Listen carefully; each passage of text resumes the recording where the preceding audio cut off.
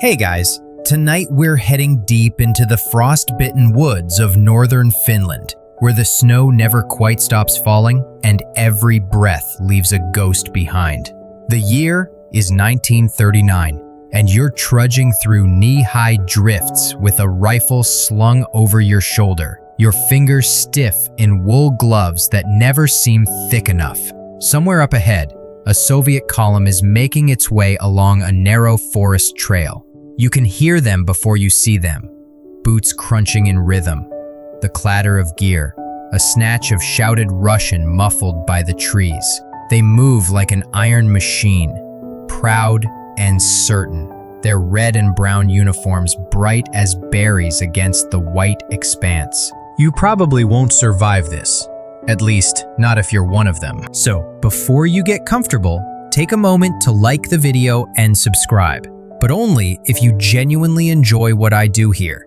And while you're at it, drop your location and local time in the comments. It's always fun to see where our little history tribe is tuning in from. Now, dim the lights, maybe turn on a fan for that soft background hum, and let's ease into tonight's journey together. You crouch in the pines with a small Finnish squad, your breath fogging inside a white hood. The world is all stillness, except for the soft hiss of falling flakes. It's the Winter War, Finland's desperate fight against an overwhelming Soviet invasion. The odds are absurd, over 500,000 Red Army soldiers against fewer than 350,000 Finns.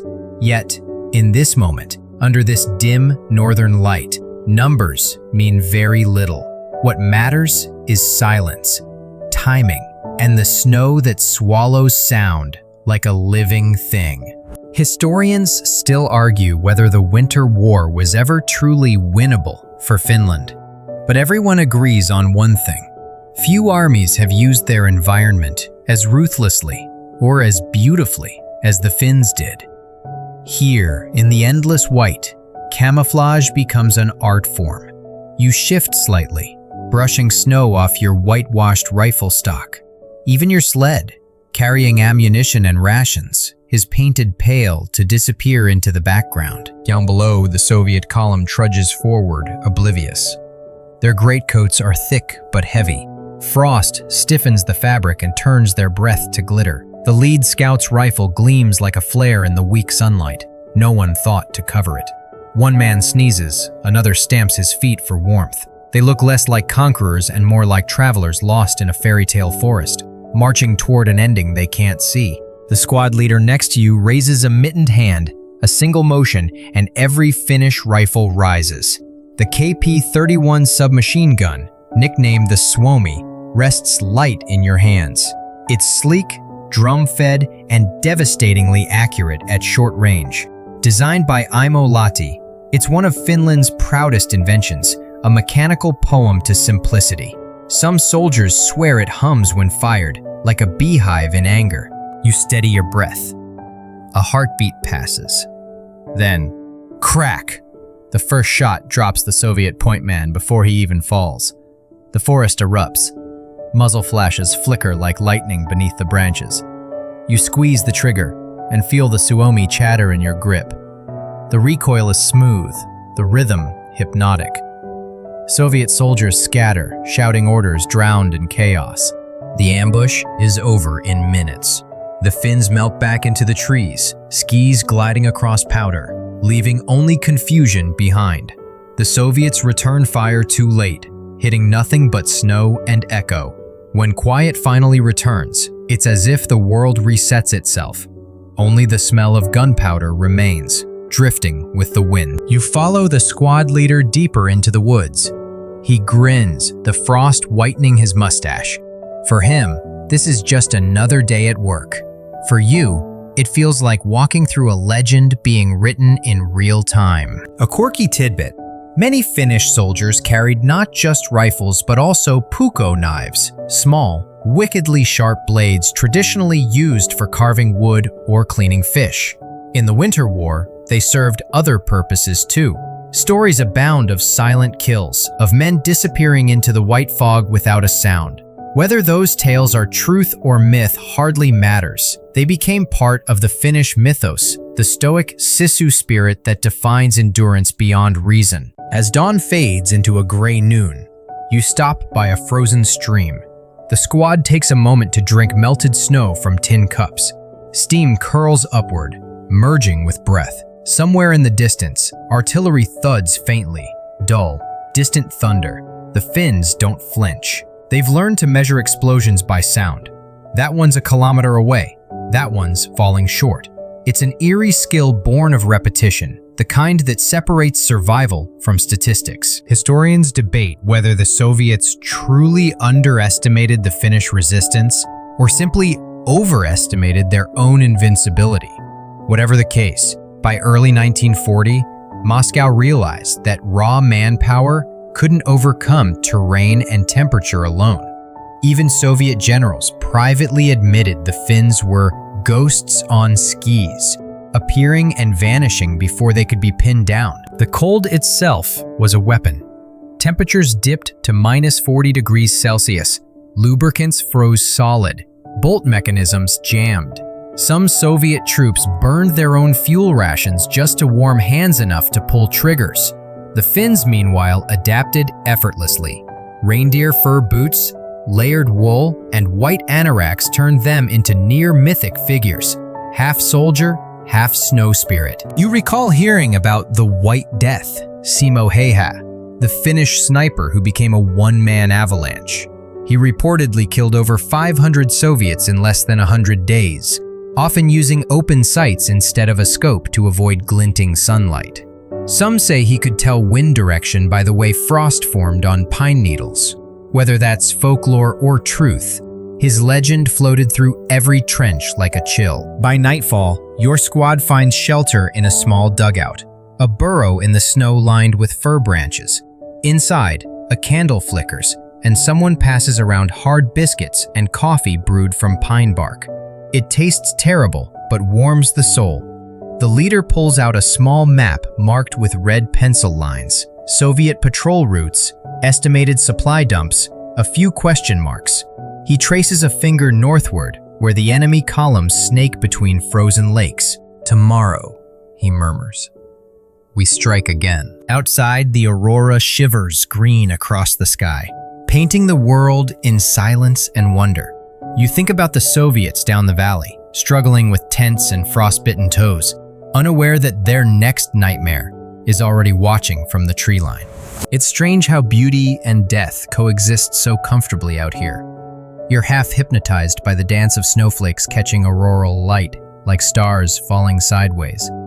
Somewhere, a distant wolf howls, a sound so lonely it feels ancient. You close your eyes for a moment, but even in half sleep, your hand never leaves the Suomi's cold grip. The first section fades with the realization that this war, for all its politics and borders, has become something purer, a contest between endurance and arrogance, between those who know the land and those who try to conquer it. Tomorrow, another match begins, another lesson carved into the frost. But for now, the fire crackles softly and the wind sighs through the pines, like an old soldier remembering.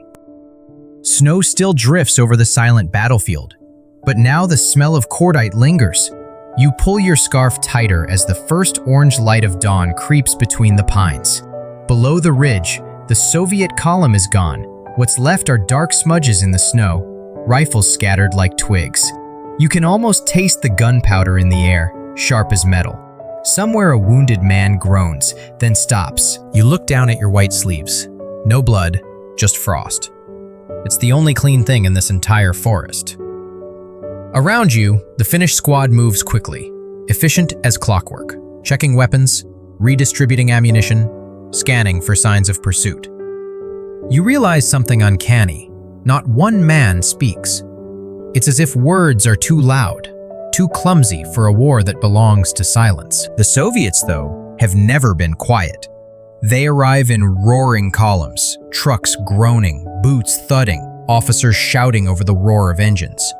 They are the industrial army of the modern age, the hammer of the proletariat, armed with doctrine and bureaucracy. You almost pity them as they stumble through the blinding snow in their dark brown coats and green caps. Almost. The red star stitched to their caps is bright and proud. A little too bright, actually. You can spot it easily through binoculars, even when the man wearing it thinks he's hidden. Historians still argue whether Soviet command truly underestimated the need for camouflage or simply didn't care. The Red Army of 1939 believed in movement by volume, mass assaults, momentum through sheer numbers. Camouflage, to them, felt like an insult to bravery. That belief dies fast in Finnish snow. You trudge to a higher vantage point, feeling your boots sink deep into powder that glitters under the rising sun. Down in the valley, a second Soviet platoon begins to march. 40 men, maybe 50, trudging in long lines. They're supposed to relieve the ambushed squad, but their bright uniforms make them look more like parade soldiers lost in the wilderness. One of the Finnish snipers chuckles quietly and says, "Red on white, like berries on milk." A strange analogy, but fitting. The Soviet uniform in 1939 was designed for autumn forests and mud. Khaki brown with olive tones, great for Ukraine, terrible for Lapland. And then there's the absurd detail. Some units wore polished brass belt buckles. They glinted like little mirrors in the sun. You could practically call artillery on reflection alone. It's not all foolishness, though. The Red Army, for all its early blunders, is learning fast. The men carry the sturdy Mosin Nagant rifles, the same weapon their grandfathers used at Tsushima and the trenches of the Great War. It's reliable, if heavy, a bolt-action piece with the weight of history behind it. The problem isn't the rifle, it's how they use it. Finnish doctrine emphasizes patience. Hit fast, vanish faster. The Soviet way favors firepower. Set up the DP-28 light machine gun. Lay down suppression, advance in waves.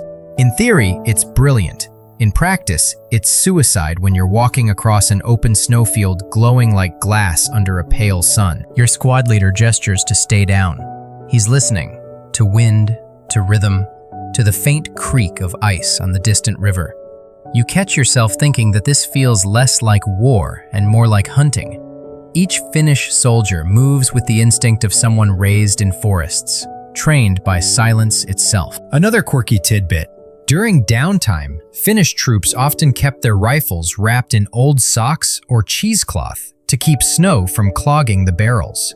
When you rely on your gun like a friend, you protect it from the weather as much as from the enemy. Suddenly, the Soviet platoon below halts. The officer waves his arm, and two scouts peel off toward the tree line. You freeze, holding your breath. They're moving cautiously now. Lesson learned from the last ambush. But even caution can't compensate for bright red armbands and snow-crunching boots. One of them kneels, inspecting tracks in the snow. His breath fogs, curls upward, disappears. The second scout steps beside him, mutters something about wolves. You squeeze the trigger half a breath early. One shot, one collapse. The second man bolts, but he's swallowed by crossfire before he gets 3 paces. The Soviets return fire in panic. Bullets rip through branches overhead, showering snow. The pines absorb most of it, but one round punches into the trunk inches from your ear. The sound is like someone hitting a drum beside your head. You drop, reload, and crawl backward. Snow finds every gap in your clothes. Around you, Finnish soldiers fan out in a crescent. When the Soviets try to regroup, the woods explode again with gunfire. A machine gun barks from behind them, a trap sprung. It's chaos, beautiful and terrible. Men shout in Russian, orders lost in the wind. The DP-28 sputters until its drum runs dry. Someone yells for reload. You can see their fear, the frantic glances, the way they fire blindly into the trees. A few of them try to break away along a frozen stream. That's when the Finnish commander signals the next phase. 2 skiers appear from the ridge, gliding like spirits. They move so smoothly, it's hard to believe they're human. No crunch, no stumble, just motion. They circle behind the Soviets, cutting off retreat. For a moment, It's as if time slows, every sound dulled except for the hiss of skis slicing snow. Historians debate the exact ratio of ski troops to regular infantry in the Finnish army. Some claim nearly half the field units relied on skis for mobility. What's undeniable is how effectively it redefined warfare. Where trucks and tanks froze, skis thrived. The Finns could move at night, strike from anywhere, vanish before dawn. By midday, it's over again. The Soviets withdraw, leaving behind scattered rifles and torn mittens. Smoke rises from a half-buried campfire they'll never return to.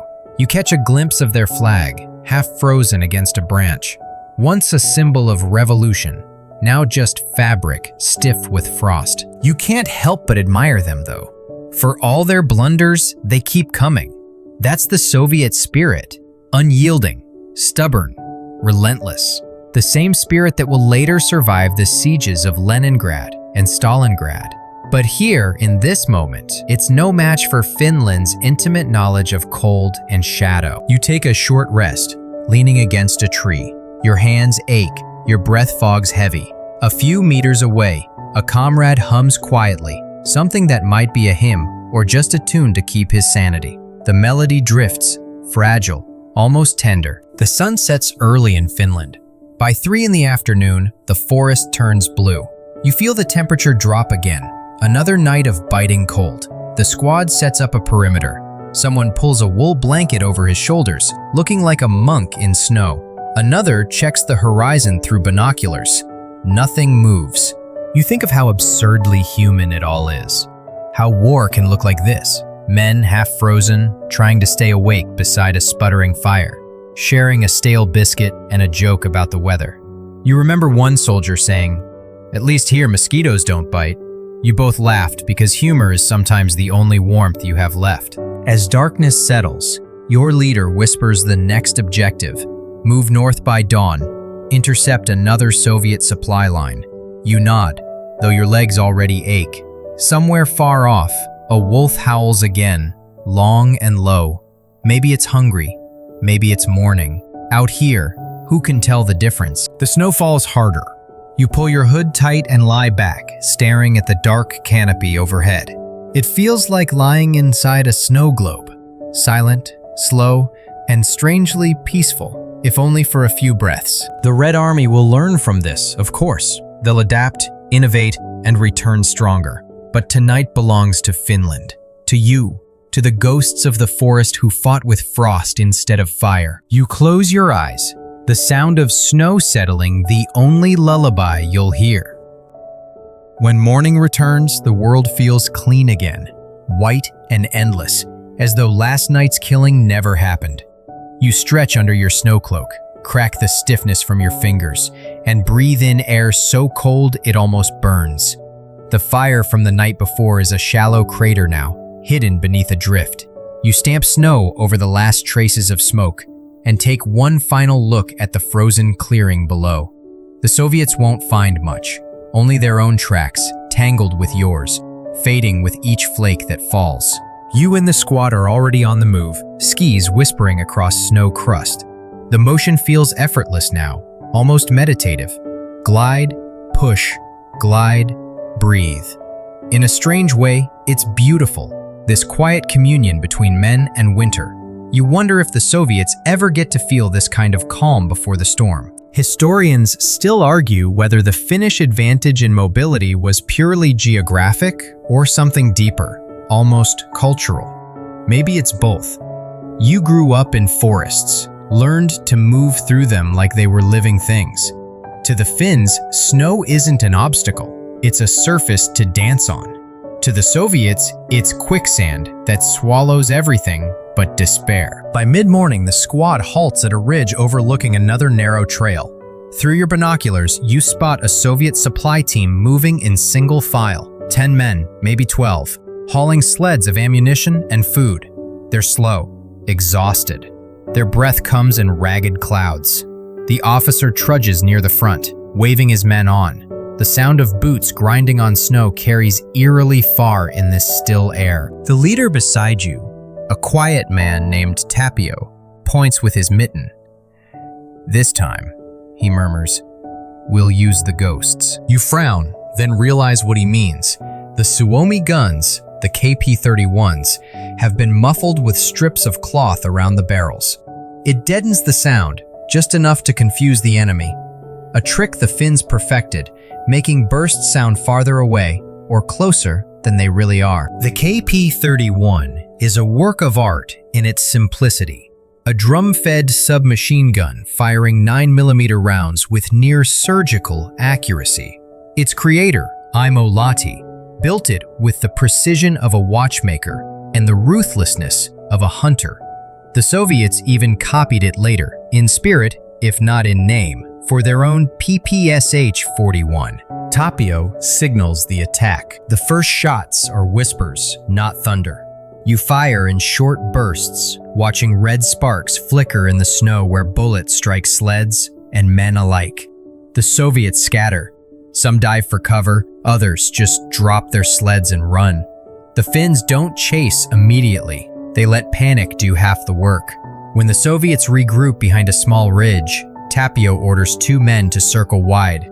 On skis, they vanish like mist, moving through the trees faster than you can blink. Then, from the right flank, another burst erupts.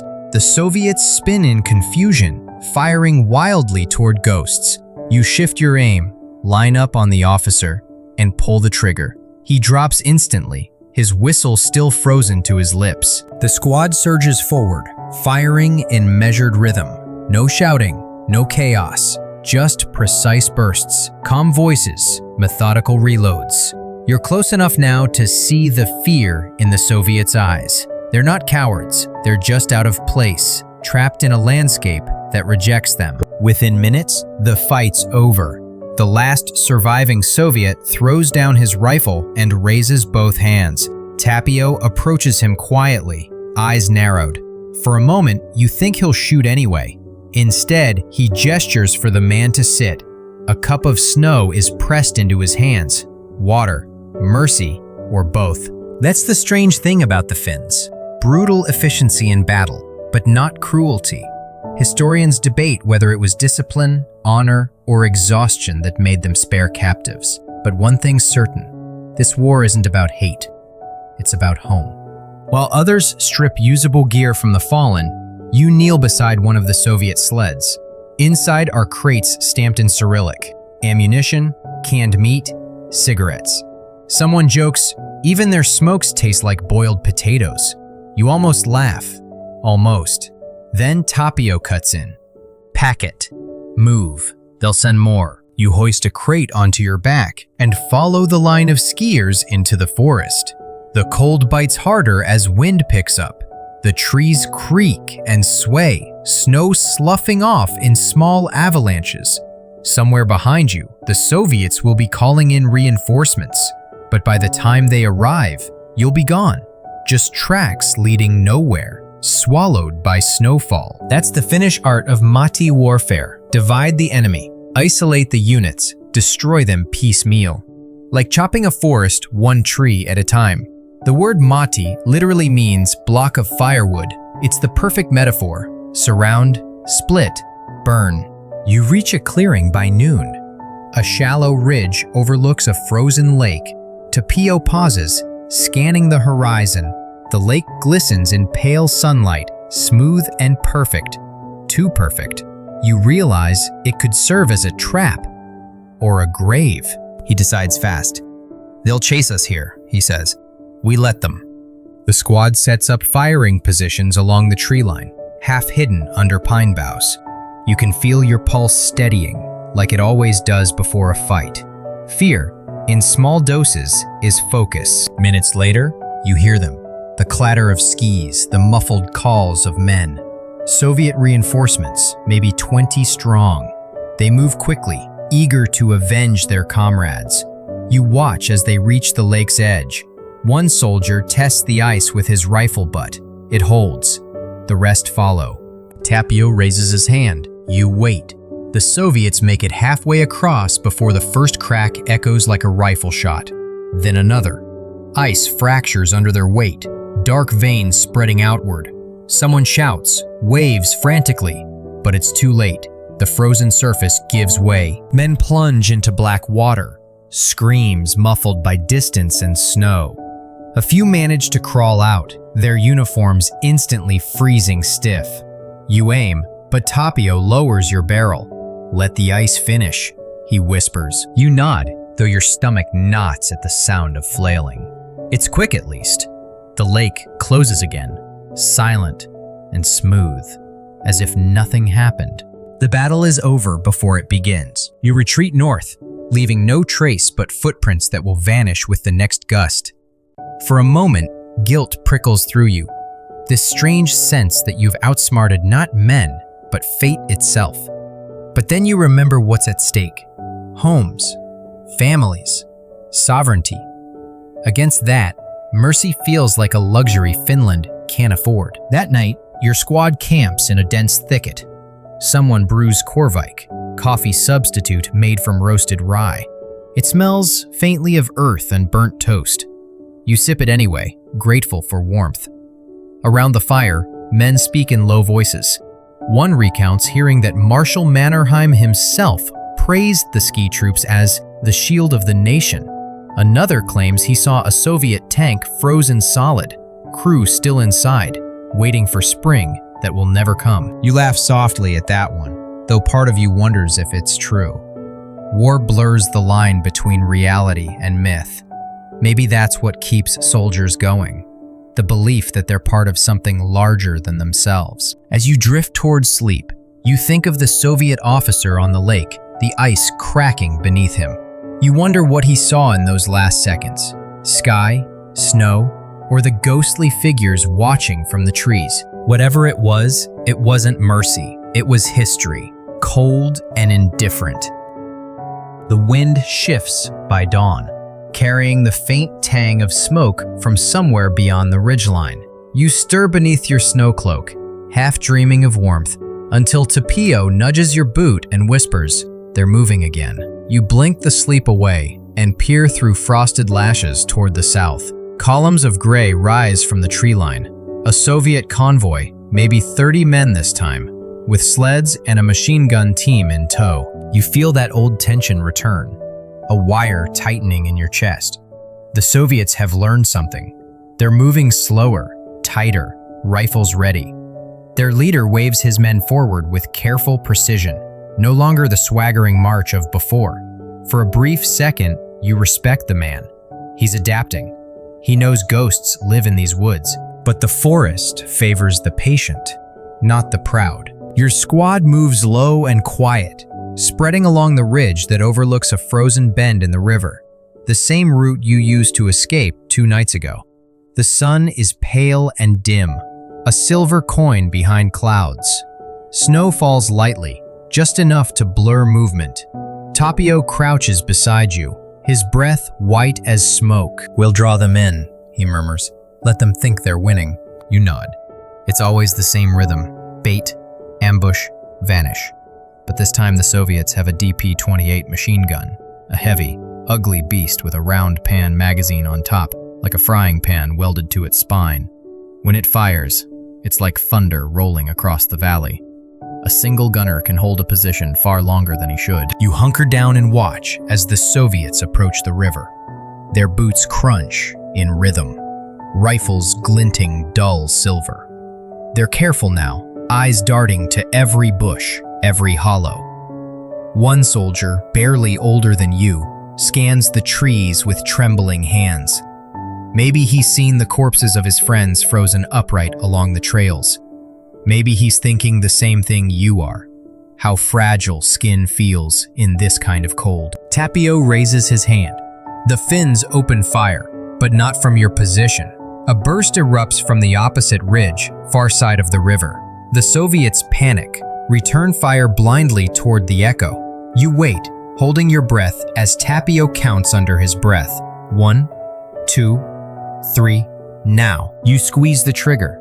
The Suomi barks its metallic song. Bullets stitch the snow between the Soviets. The DP-28 swivels wildly. The gunner, trying to find the source. He's good. He lays down suppression with mechanical rhythm, but his barrel glows too hot, and soon the weapon jams, with a dead metallic click. The Finns seize the moment. Tapio's voice cuts through the storm.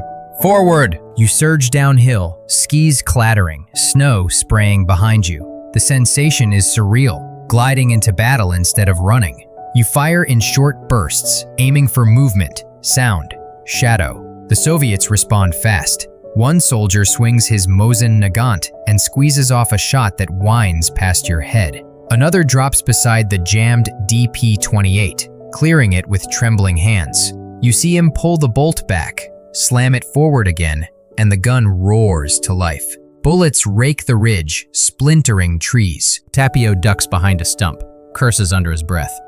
"Suppress the gunner," he yells. You roll onto your side, aim low, and fire a burst. The DP-28 falters. Its pan magazine topples off like a coin spinning out of luck. The gunner slumps. Silence floods back. Historians still argue whether Soviet small unit tactics in 1940 were inherently flawed or simply strangled by fear of failure. Whatever the reason, the soldiers here fight with courage, but not with freedom. You can feel it. Every move dictated by distant officers. Every retreat punished harder than defeat. You push forward, smoke stinging your nose. A Soviet sergeant tries to rally his men, shouting commands you can't understand but somehow feel. They dig into the snow, forming a defensive arc, rifles steady. For a moment, you admire the discipline. Then Tapio waves his arm in a wide motion, the signal to retreat. You blink, confused. You're winning. But this is Finnish doctrine. Strike, vanish, never overstay. Reluctantly, you fall back into the forest, covering your tracks with loose branches. Within minutes, the Soviets are left firing at empty snow. Behind you, Tapio exhales sharply. We gave them hope, he says softly. Let them think they held us off. You want to ask why, but then you realize the Soviets will report a victory, relax their vigilance, maybe send more men along this route tomorrow, and then they'll find something waiting for them. By afternoon, you're back at camp, hidden in a thicket so dense you can barely see 5 meters ahead. Smoke rises through a vent in the snow roof. Inside, the air is thick with the smell of pine tar and damp wool. Someone hands you a tin cup of reheated coffee substitute.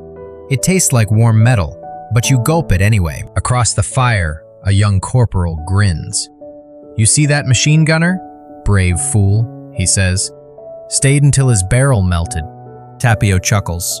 Bravery isn't rare. Sense is. Everyone laughs quietly. You do too, though it feels strange.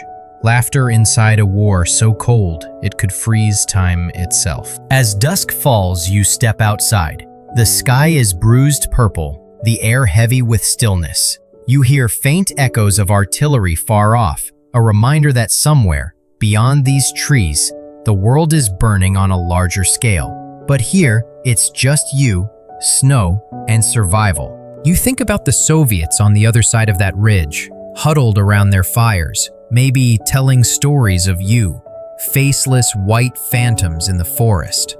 War, you realize, is often two sides of the same fear. A quirky tidbit drifts into your mind.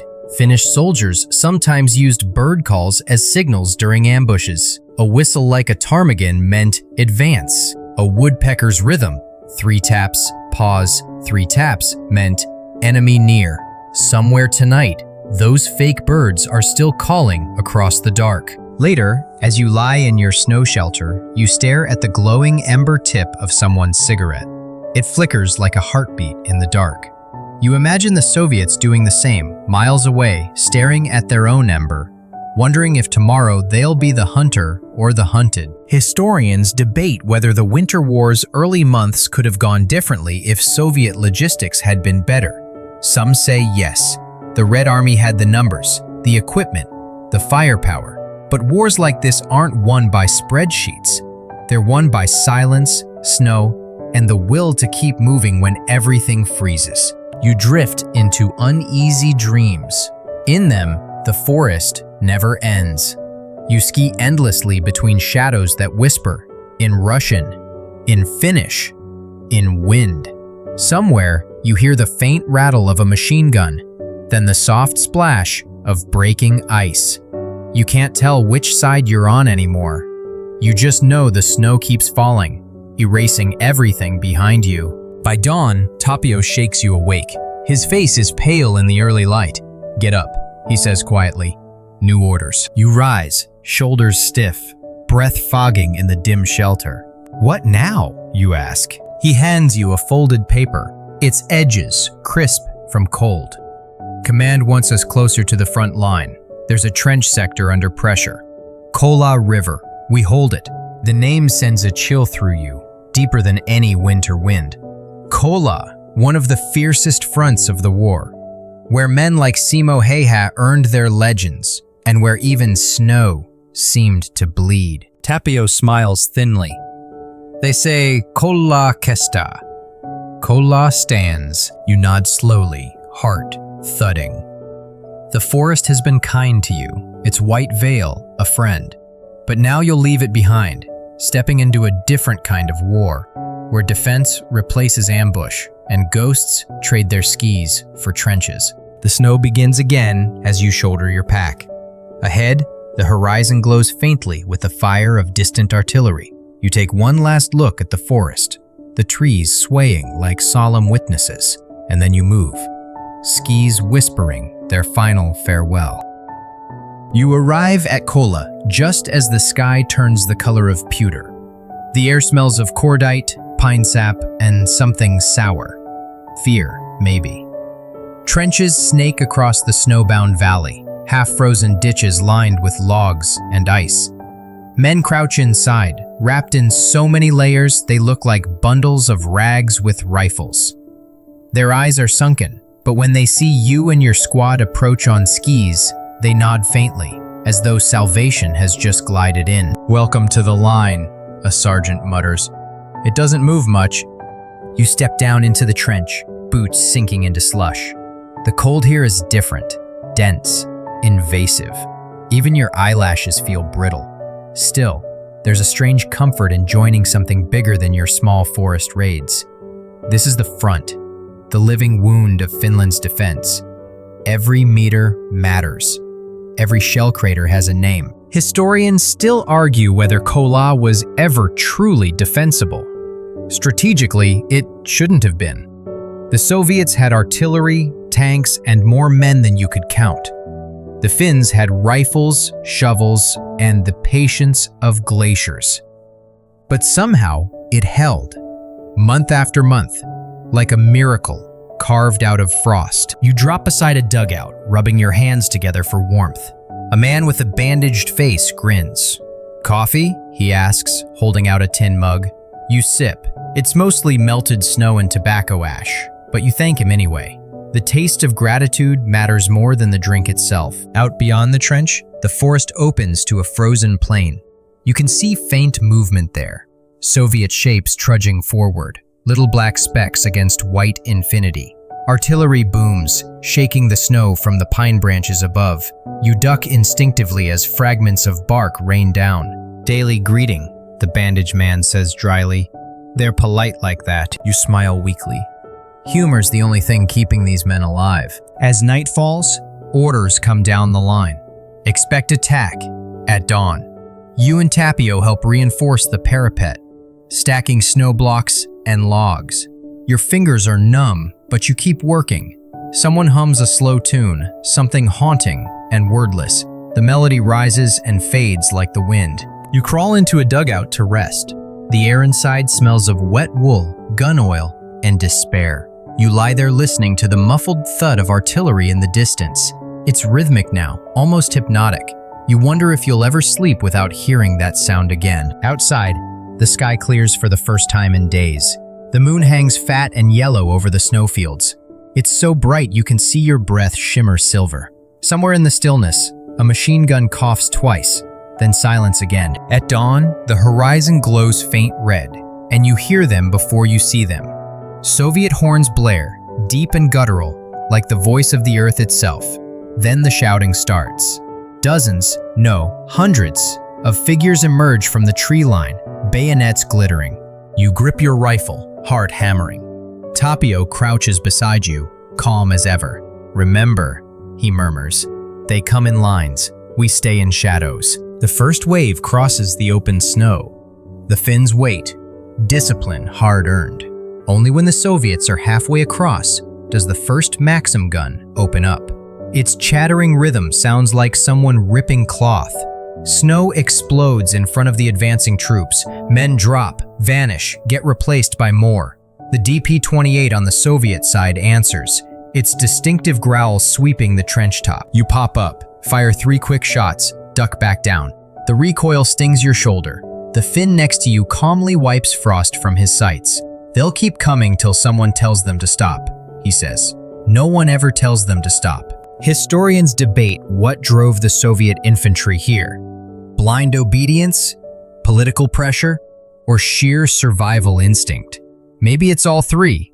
Commissars behind the line carry pistols not just for the enemy, but for their own men if they falter. You see one now, standing tall amid chaos, waving a red flag as bullets chew the air around him. It's brave, in a tragic way, like watching a man fight the sea. The first Soviet wave breaks against the trench, and the world dissolves into noise. Rifles crack, grenades burst, snow and smoke mix into a choking fog. You pull a pin, toss a grenade into the white blur, feel the dull thump more than you hear it. When the smoke clears, bodies lie sprawled across the snow, some moving, some still. A Soviet machine gun nest sets up across the frozen ditch and begins raking the trench again. You crawl through the mud toward the Maxim gun crew. 2 Finns working in perfect rhythm. One feeds the belt, the other fires in short, patient bursts.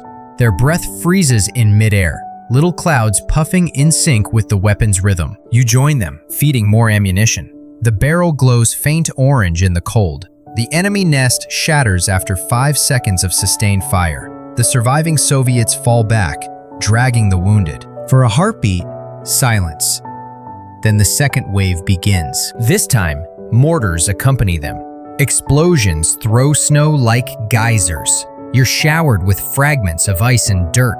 A chunk of frozen earth slams your helmet, and for a moment, everything goes white. You taste blood on your tongue. When your vision clears, Tapio is shouting orders, though you can barely hear him. You fire blindly into the haze. Figures rush forward, silhouettes against firelight. A grenade lands near your feet. You kick it away, but too late. It bursts, and your hearing vanishes into a high ringing. You fall back, dazed. Someone drags you into a dugout. The walls shake with impacts. A medic checks your shoulder. Shrapnel, shallow. You'll live, he mutters. Most don't. You nod, swallow the pain, and crawl back toward the trench. By the time you emerge, the second assault has stalled. The snow is littered with motionless shapes, their uniforms a patchwork of brown, green, and red against the blinding white. The Finns hold. Later, when night falls, Tapio leans beside you, lighting a cigarette with trembling fingers. You see, he says softly, they can have 100 men for every one of ours. But we have the snow, you manage a smile, and patience. He exhales smoke that glows blue in the moonlight. Patience, yes. And stubbornness. We're good at that. He hands you the cigarette. You hesitate, then take a drag. The smoke burns your throat but feels strangely grounding. You sit together in silence, watching the aurora shimmer above the trenches, green ribbons twisting across the stars. A quirky tidbit.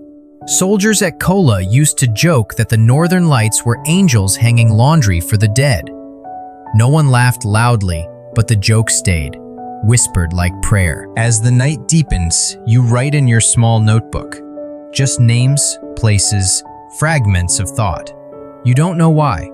Maybe someday, someone will read it and understand that this war wasn't about glory, or conquest, or ideology. It was about endurance. The simple act of staying upright in a world that wanted to bury you under snow. Historians still debate whether Finland's stubborn defense changed Soviet strategy or merely delayed the inevitable. But here, in this trench, theories don't matter. The line held. That's enough. You close your eyes, feeling the warmth of the cigarette's last ember fade between your fingers. Around you, the forest breathes. The snow falls again, soft and endless, covering everything: wounds, fear, and the footprints of those who stood when standing felt impossible. By the third week at Kollaa, even the trees seem tired. Their branches sag beneath layers of snow heavy enough to muffle the world. You've stopped noticing the constant gunfire. It's become part of the weather, just another northern sound like cracking ice or wind over pine needles. The front line has stabilized. Stabilized is what officers call it when no one moves because everyone is too cold to die with enthusiasm. You've learned the trench's rhythm now. 3 hours on watch, 2 hours of digging, 1 hour to eat if you're lucky. The frozen bread tastes like limestone, and sometimes the butter is so hard you could use it to chisel your initials into the permafrost. The Soviets aren't quiet anymore. Their artillery roars at dawn and dusk, methodically, as if punching a time card. Shells whistle overhead, detonating behind the line in great white fountains of snow. You flinch less each day. There's comfort in predictability, even when the thing being predicted is death. Tapio joins you on watch one night, his rifle across his knees.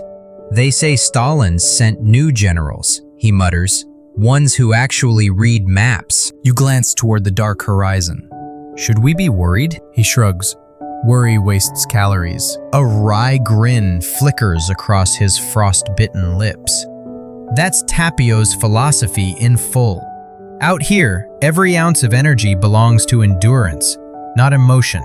Historians still argue whether the Red Army's restructuring during the Winter War marked the turning point of Soviet modern tactics. Some claim the new commanders, men like Semyon Timoshenko, finally understood that Finland couldn't be conquered by doctrine alone. Others think the learning came too late. By the time the Soviets adapted, the winter had already decided the score. Tonight, the sky clears again. Stars burn bright and close, as if you could scoop them from the air. A faint curtain of aurora ripples above, green and silent. You pull your collar higher and listen to the snow creak under the weight of something unseen. Then, a flicker of movement at the edge of the forest, shadows shifting unnaturally. You squint, trying to focus. Movement, you whisper. Tapio raises his rifle, sighting down the barrel. The darkness stirs again. Not men, skis. A reconnaissance patrol, Soviet, 6 or 7 by the look of it. They're learning to move quieter now, mimicking the Finns. You almost respect them for it. Almost. Tapio signals with 2 fingers. The nearest machine gun crew readies a burst. You wait until the Soviets cross the halfway point between forest and trench. Too far to retreat, too close to survive. Then the Maxim chatters. Muzzle flashes bloom like fireflies in the dark. The Soviet patrol scatters, returning fire, but the snow betrays them. Each flash from their rifles marks a target. Within seconds, the shooting stops. You exhale slowly. Poor bastards, Tapio murmurs. Why keep trying, you ask? He shrugs.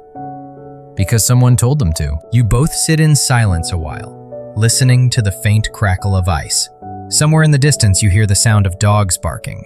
Soviet supply teams, maybe. War reduced to noises in the dark. A quirky tidbit surfaces from your memory. During this period, Finnish soldiers began nicknaming their dugouts after hometown cafes, theaters, even women they once loved. One trench near yours is called Cafe Elsa, another, Hotel Sisu. A strange comfort, naming mud as though it were civilization. By dawn, fresh snow covers everything. The trenches, the corpses, the footprints. The war resets itself, as if last night never happened. You stretch stiff limbs, rub life into your hands, and watch pale light creep over the horizon. Word spreads down the line. The Soviets have pulled back from your sector to regroup. You'd like to celebrate, but no one here trusts peace. Peace is the kind of trick nature plays right before another storm. Still, Tapio calls for a rest rotation. You trudge 2 kilometers rearward to a field camp nestled among spruce trees. There, for the first time in weeks, you see signs of normal life, or what passes for it. A cook stirs a pot of barley stew over a makeshift stove. Someone's playing a harmonica, thin notes drifting through steam. You sit on a crate, legs trembling from exhaustion, and eat greedily. The stew tastes like wood smoke and salt. It's heaven. Across the fire, a chaplain reads aloud from a newspaper dated 2 weeks earlier. "Foreign journalists call Finland a nation of heroes," he says proudly. "London says our courage inspires the world." You can't help but laugh softly. Heroes? Maybe.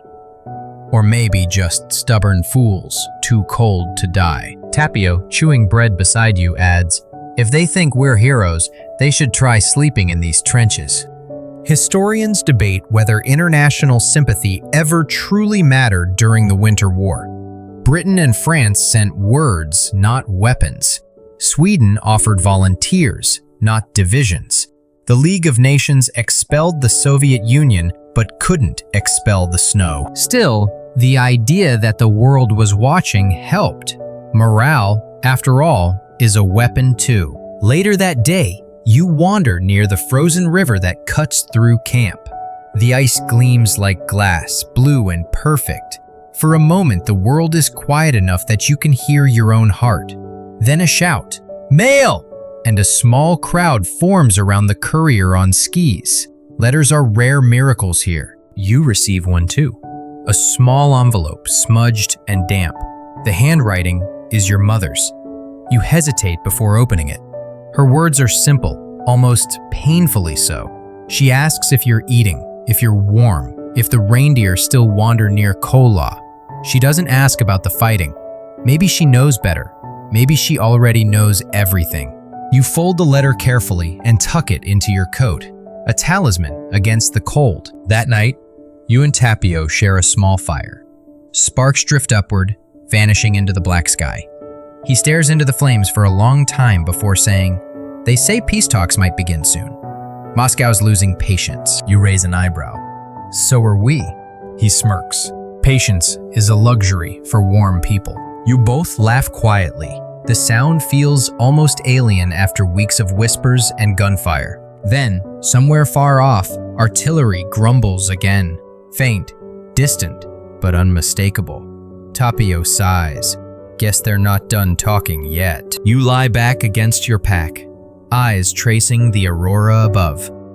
The green ribbons swirl lazily, almost gentle. For the first time in a while, you allow yourself to believe that maybe, just maybe, this war has an end. Historians still debate whether the Winter War's conclusion was a victory or merely a pause. The Finns lost territory but kept independence. The Soviets gained land but lost face. What mattered more, geography or dignity? The arguments continue, but tonight, lying under that cold, impossible sky, none of it feels abstract. The world narrows to this: breath, heartbeat, warmth from a dying fire. You fall asleep thinking not of maps, but of snowflakes landing softly on your glove, melting against skin that somehow still feels alive. Tomorrow you'll wake to new orders. You always do. But for now, the forest is quiet. The front line dreams in frost, and Finland still stands. By February 1940, the cold has grown meaner, sharper, almost personal. The frost no longer just stings your skin, it whispers through your bones like a language you've learned too well. At Kollaa and across the Karelian front, the war has settled into a cruel rhythm. Bombardment at dawn, silence at noon, raids by night. The Finns are still holding, but everyone feels the weight of it now. Even Tapio moves slower, his jokes shorter. One morning you wake to the sound of something new, engines. Not trucks or tanks this time, but aircraft. You look up and see black crosses cutting across a cloudless sky. Soviet bombers, the kind you've heard about, but rarely seen this close, gliding like vultures above the tree line. "Get down!" someone shouts. The first bombs fall wide, thudding into frozen ground and sending geysers of snow high into the air. Then the next wave finds its mark. The shockwave slams you against the trench wall. Your ears ring, your mouth fills with the taste of dirt. Snow, ash, and bark rain down in a storm of white and gray. When the smoke clears, the trench is half collapsed. One of the machine gun crews is gone, just gone, buried somewhere under the debris. You and two others dig frantically with bare hands until someone finds a boot. You stop digging. Tapio places a mitten over his eyes for a moment, then moves on without a word. Historians still argue whether the Soviet Air Force ever truly dominated Finnish skies. In numbers, yes, but in accuracy, never. The bombers hit everything except what they aimed for. Still, when you're the one under the wings, numbers don't matter. You crawl out of the trench into a landscape that looks like the moon.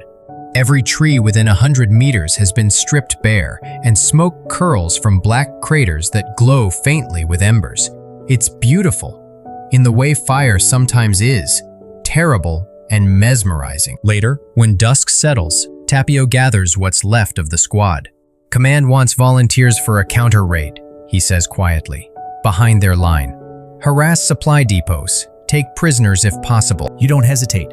After weeks of defense, the chance to move, to do something, feels like oxygen. That night, you leave the trench behind and ski through the forest once more. The snow glitters blue under moonlight, your breath steady, skis whispering. The world narrows to sound and movement. It feels almost peaceful again, like the ambushes at the start of the war, before fatigue became a second uniform. Tapio leads, glancing at his compass by feel alone. After an hour, the trees thin, and you spot the orange flicker of fires in the distance. Soviet camp lights. The Finns spread out silently, forming a half circle around the camp. You can hear the muffled hum of conversation, the scrape of shovels, the hiss of boiling kettles. Ordinary sounds of men trying to stay alive. You almost feel guilty. Almost. Tapio raises his hand. The attack is swift and surgical. A few grenades, short bursts of gunfire, shouts in Russian, then chaos. You dart between shadows, firing the Suomi in quick bursts. A tent catches fire, lighting the camp in violent orange.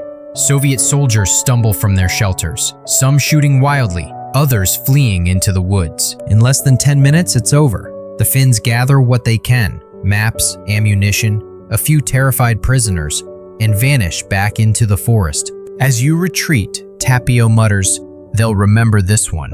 You nod. You can already hear the faint rumble of distant artillery. Retaliation. It always comes. By dawn, you're back behind Finnish lines. Smoke from the burning depot still visible on the horizon. Command congratulates the squad. The success feels hollow. Too many faces missing around the fire that night. Too many names spoken quietly before sleep. A quirky tidbit. Finnish soldiers sometimes marked their rifles with tally scratches, not for kills, but for nights survived.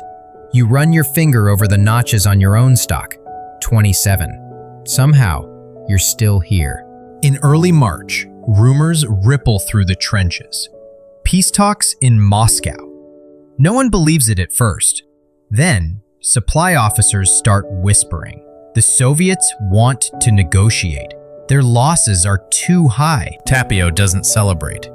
He stares at the horizon, jaw tight. They'll take what they want and call it peace, he says. We'll call it survival. He's right, of course. Historians later call it the Moscow Peace Treaty. Finland cedes 11% of its territory, including the city of Viipuri. But independence stays intact. The price is steep, but the alternative was extinction. You remember the day the ceasefire begins, March 13th, 1940.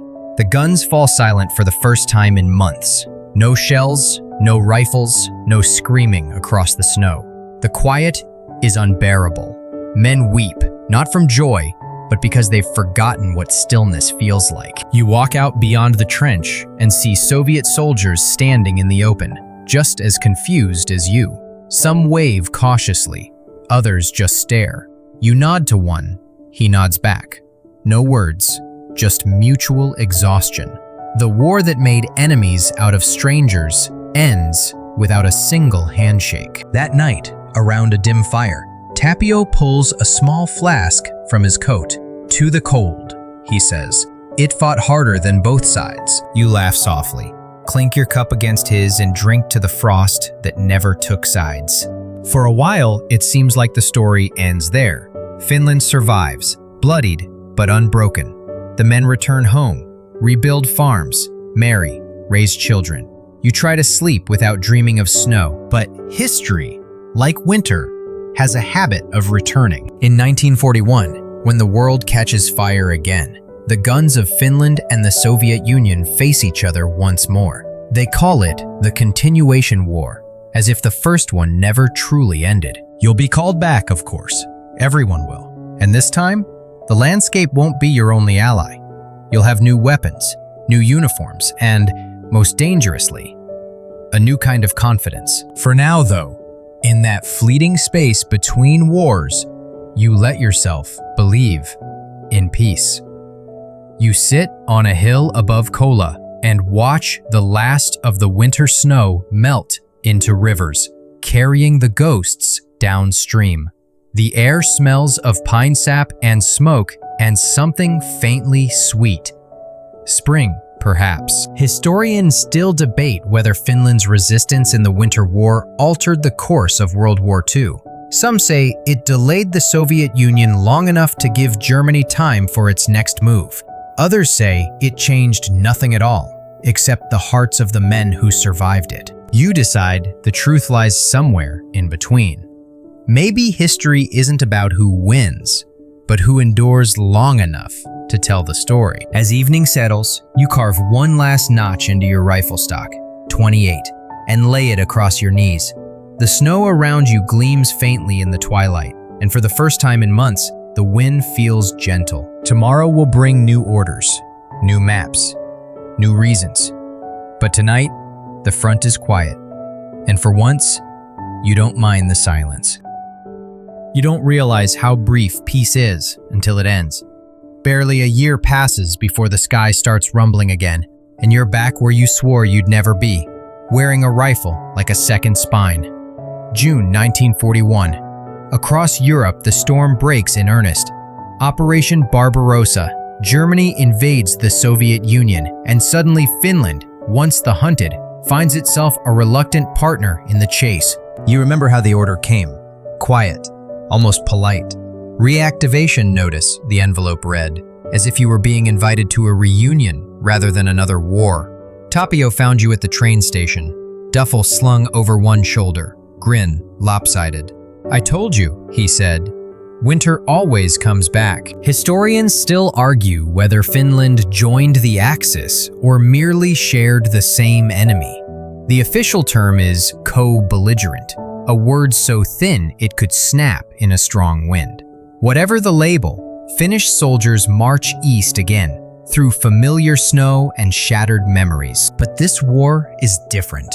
You feel it immediately. The equipment newer, the confidence sharper, the goals less desperate. Finland isn't fighting for survival now. It's fighting for what was lost. For Karelia, for Viipuri, for dignity, carved away by treaties signed in Moscow. Your first posting is near the same forests you once defended. Strange symmetry, the same terrain, only this time you're the one advancing. The Soviet trenches you approach are ragged, abandoned in haste. You find frozen boots still standing upright where men once were. The smell of diesel hangs heavy in the air. Tapio surveys the wreckage with a mix of pity and awe. "They never learn," he mutters. "Too many men, not enough maps." You nod, though you sense it's not that simple. The Red Army you meet now isn't the same one that stumbled through the Winter War. It's harder, angrier, forged by purges and desperation. You can feel it in the way they fight, no longer by volume alone but by cunning. In the first weeks, victory feels intoxicating. Finnish forces recapture most of the lost territory, and when your unit marches into Viipuri, it's as though history itself has rewound. Crowds cheer, church bells ring, and for a fleeting moment, it feels like the suffering of 1939 finally has meaning. That night, you and Tapio stand on the city's ruined bridge, looking out over the moonlit harbor. "We did it," you say quietly. Tapio doesn't answer right away. His eyes linger on the skyline, where gutted buildings cast long shadows over the ice. "Maybe," he says finally. "Or maybe we just pressed pause on the same nightmare." He's right again. Within weeks, reports filter in from the east. Massive Soviet counterattacks, battles at the Svir River, whole divisions disappearing in the forests. The front is fluid, unpredictable. By late 1942, the lines settle again, and you find yourself in an old farmhouse turned outpost. The air smells of wet hay and oil. Your squad is smaller now, many familiar faces gone, replaced by fresh ones who still believe in glory. You envy their ignorance. A quirky tidbit circulates among the troops. Some soldiers swear that when the aurora flares blood red, it means Moscow is burning. It isn't true, of course, but myths make good company on long nights. Tapio's gotten quieter. He keeps a small journal, scribbling between patrols. Once, when you ask what he writes, he just says, "Proof." Of what? That we were here. Winter returns, cruel as ever.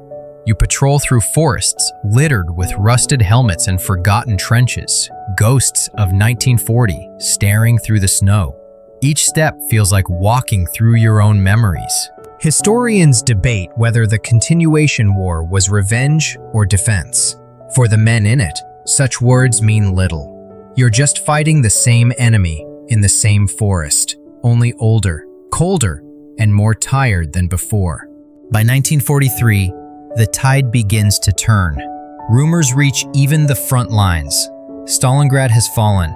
German divisions crumble in the east. You start hearing phrases like withdrawal and repositioning. Soldiers joke that reposition is just retreat in a nicer uniform. Tapio doesn't laugh anymore. When giants fight, he says, ants like us get stepped on, no matter who wins. He's not wrong. One night, during a patrol near the river, you stumble upon an abandoned Soviet camp.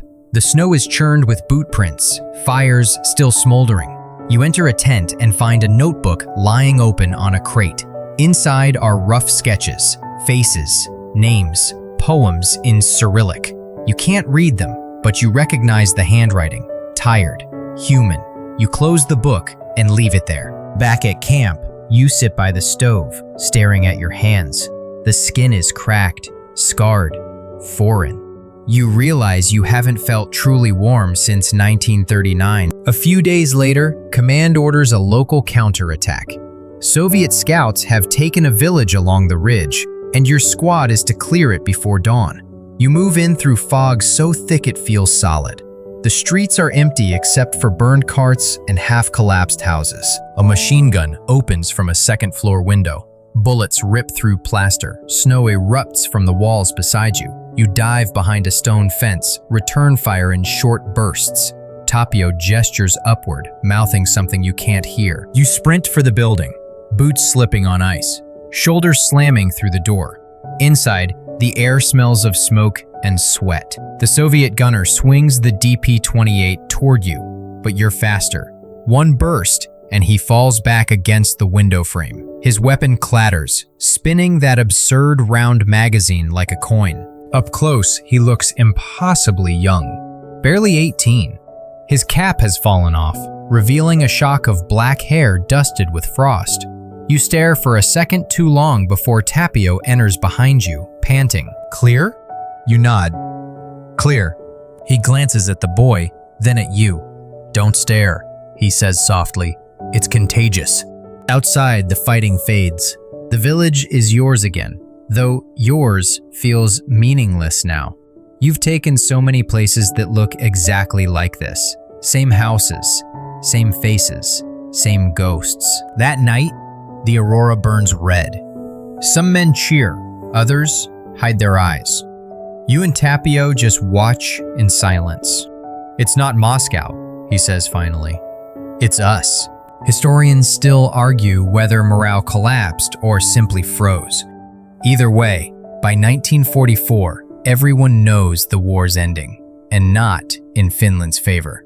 The Soviets return with new strength, sweeping across the front like a tide that no trench can hold. In June, Viipuri falls again. You're there when it happens. The air stinks of smoke and defeat. Artillery howls from every direction. Buildings crumble like sandcastles. Tapio shoves you behind a collapsed wall. "Fall back!" he shouts, voice raw. You try to answer, but an explosion cuts him off. The blast throws you backward. Snow and dust fill your lungs. When you crawl out, Tapio is gone. No trace, just the echo of his last words swallowed by the wind. You want to search, to scream, to find anything, but the order comes through. Retreat. You obey because that's what soldiers do. As you stagger north, you realize the war has become a mirror of the first one, only inverted. The Finns who once ambushed now flee. The Soviets who once floundered now pursue. The forest is the same, the snow the same, but you're the ghost now. When peace finally returns in September 1944, you're alive, though it doesn't feel like victory. Finland survives again, smaller, scarred, independent. You stand on the border that used to be your homeland and stare east into the endless white. Somewhere out there, Tapio is either buried or still walking. You hope, absurdly, that he found warmth. Historians will later write that Finland soldiers fought with unmatched tenacity, that their small squads held off a superpower twice. They'll quote casualty figures, territorial changes, political realignments, but none of those numbers will mention the quiet between gunfire, the sound of breath in the cold, the soft hiss of skis over snow, or the way friendship can vanish like smoke in the frost. You shoulder your rifle one last time and start walking toward the west, where the snow begins to melt. Each step leaves a print that fills quickly behind you, erasing the past in real time. For the first time in years, you don't look back. When the guns finally stop, the silence feels heavier than any bombardment. You've survived 2 wars, though it doesn't feel like survival, more like inertia. The continuation war ends in autumn 1944 with another treaty, another map carved at Finland's expense. Karelia gone again, Viipuri gone again. You return to a country that is free but not the same, where victory and loss have blended into something colorless and quiet. The army demobilizes slowly. Men drift home in ragged uniforms, faces hollowed by cold and memory. At the station in Helsinki, you see a crowd gathered by the platform. No cheering this time, just a kind of stunned gratitude. Women search the faces stepping off the trains. Some find husbands, others only find the absence of them. Tapio isn't among the living or the dead lists. He's in that gray place soldiers hate most, missing. Historians later debate what percentage of Finnish troops were never recovered from the Eastern Front. The numbers vary, but statistics can't describe the empty spaces they leave behind. You go north instead of home, working with demobilized units clearing minefields along the old front. It's dull, terrifying work. Hours of digging, listening for the faint metallic click that means your day just ended. The ground still remembers every shell and scream. Sometimes you find relics, frozen helmets, bent spoons, a notebook sealed in ice. You stop reading the names inside. Winter returns as if nothing happened. Snow fills the craters, smooths the trenches, covers the bones. The landscape looks the same as it did in 1939, but you aren't fooled. Beneath that white skin lies 20,000 unspoken stories. One night, sitting by a camp stove, a younger man asks, "Was it worth it?" You stare into the flames until your eyes sting. "I think so," you say. "We're still here." He nods but doesn't look convinced. Maybe he shouldn't be. The Finland that survived is smaller, humbler, but stubbornly alive. Historians still argue what kept the nation intact. Luck, geography, or sheer sisu. Probably all 3. Sisu isn't courage exactly. It's persistence beyond reason. The ability to keep walking even when the road's gone. You learn to live with the quiet. There are no parades, no medals. You take a job at the rail yard in Oulu, fixing locomotives battered by frost. The hiss of steam reminds you of gunfire, but softer. Each morning you walk past rows of abandoned freight cars, the paint peeling in long red curls. Life, you realize, is maintenance. You keep what's left running. A quirky tidbit floats around town. They say some Finnish snipers refused to take pensions because they didn't want to be paid for ghosts. You think of Heiha, the White Death, who went back to farming as if 500 kills were just another winter chore. Sometimes, you visit the local tavern and listen to old soldiers argue about which winter was colder, which Soviet guns fired faster, which general blundered worst. You don't join in. You've stopped measuring the past in degrees or calibers. For you, it's measured in silence, the kind that follows every story once it's done being told. Historians debate whether small nations ever truly win wars or just survive them differently. Looking back, you know Finland's victory was paradoxical. The Soviets took land, but they couldn't take the country's shape of mind. Independence remained, a brittle, frost-bitten miracle. One December evening, you find yourself walking along the same river where you once fought. The ice glows pale blue beneath a full moon. Somewhere far away, wolves howl, a sound you haven't heard since the war. You close your eyes and almost expect to hear Tapio's voice beside you, muttering some half-joke about the weather. You open them again, and it's just wind through pine branches. The ghosts are quieter now, more patient. That night, you sit at your table and open the small field notebook you've carried through both wars. The pages are yellowed, the ink faded. Inside are dates, coordinates, sketches, fragments of sentences. At the very back, one final note, written in a shaky hand. If I forget this, who will remember? You pick up a pencil and add a line beneath it. Someone always will. The next morning, you hear church bells in the distance, Christmas approaching. Children laugh outside, throwing snowballs at each other. Their scarves flutter red and blue, bright against the frost. You watch them and realize how far away 1939 feels now, how close it will always be. Finland has rebuilt faster than anyone expected. Trains run, factories hum, people smile again. The scars remain, but they're buried deep under asphalt and time. Still, when snow falls heavy enough, you swear you can see the outlines of trenches beneath it, the shapes of old rifles sleeping in the ground. You decide to visit Viipuri one day, though it's no longer Finnish.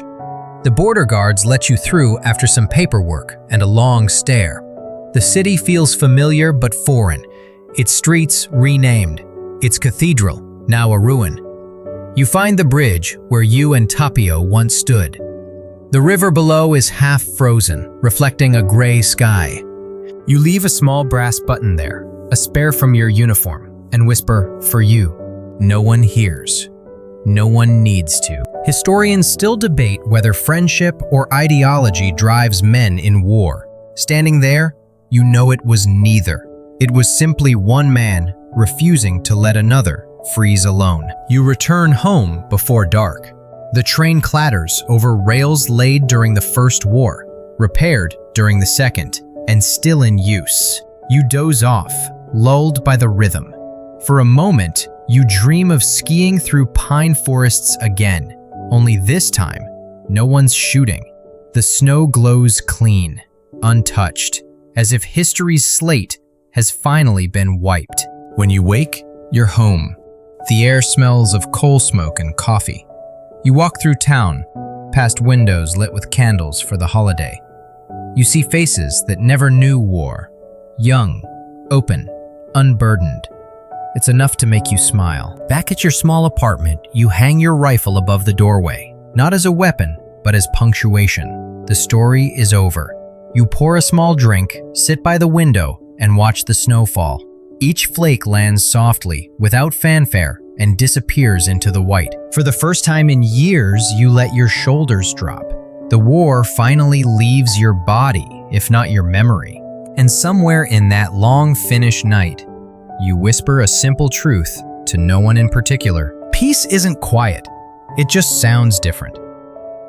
You can still smell the iron tang of the rail yard on your hands years later, even after you've left the job. It lingers. Oil, smoke, metal, a reminder that peace has its own kind of machinery. The war has ended, but Finland keeps humming forward, one repaired locomotive at a time. The government calls it reconstruction. To you, it feels like penance. Everyone's busy building so they don't have to remember what they've already buried under the snow. You rent a small house outside Tampere. It's the first place that feels like yours. The front yard is small but clean, the fence a bit crooked from frost. In the evenings, you sit on the porch with a cup of coffee, watching the sunset turn the snow pink. It's the kind of ordinary beauty that once felt impossible, yet quiet doesn't erase memory, it only sharpens it. When the wind rustles through the birches, it sounds like machine gun fire. When snow falls heavy on the roof, it's the weight of silence after battle. You tell yourself these are tricks of the mind, but you still keep a lantern lit at night. Historians still argue how Finland managed to balance between East and West after the war, how a small nation trapped between giants survived without becoming a puppet. They call it Finlandization, a delicate dance of neutrality, restraint, and quiet resilience. You just call it common sense. After all, you learned long ago that sometimes staying alive means knowing when not to shout. One winter, you attend a reunion in Helsinki, a gathering of men who fought at Kollaa. The hall smells of tobacco, coffee, and cheap vodka. Gray heads, stiff knees, trembling hands. But when someone raises a toast to the ones who didn't come home, the room falls silent. The clinking of glasses sounds like distant bells. You recognize only a few faces. Some you can name, others are ghosts in the wrong bodies. There's laughter too, rough and dry. A man you barely remember leans over and says, "We were legends, weren't we?" You shrug. Legends are just tired men someone remembered correctly. He laughs, slaps your shoulder, and coughs until his chest rattles. No one here romanticizes it anymore.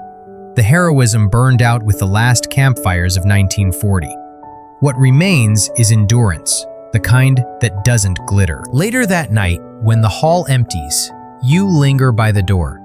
Snow falls again, thick and slow. You half expect to see Tapio waiting across the street, that same lopsided grin under his cap.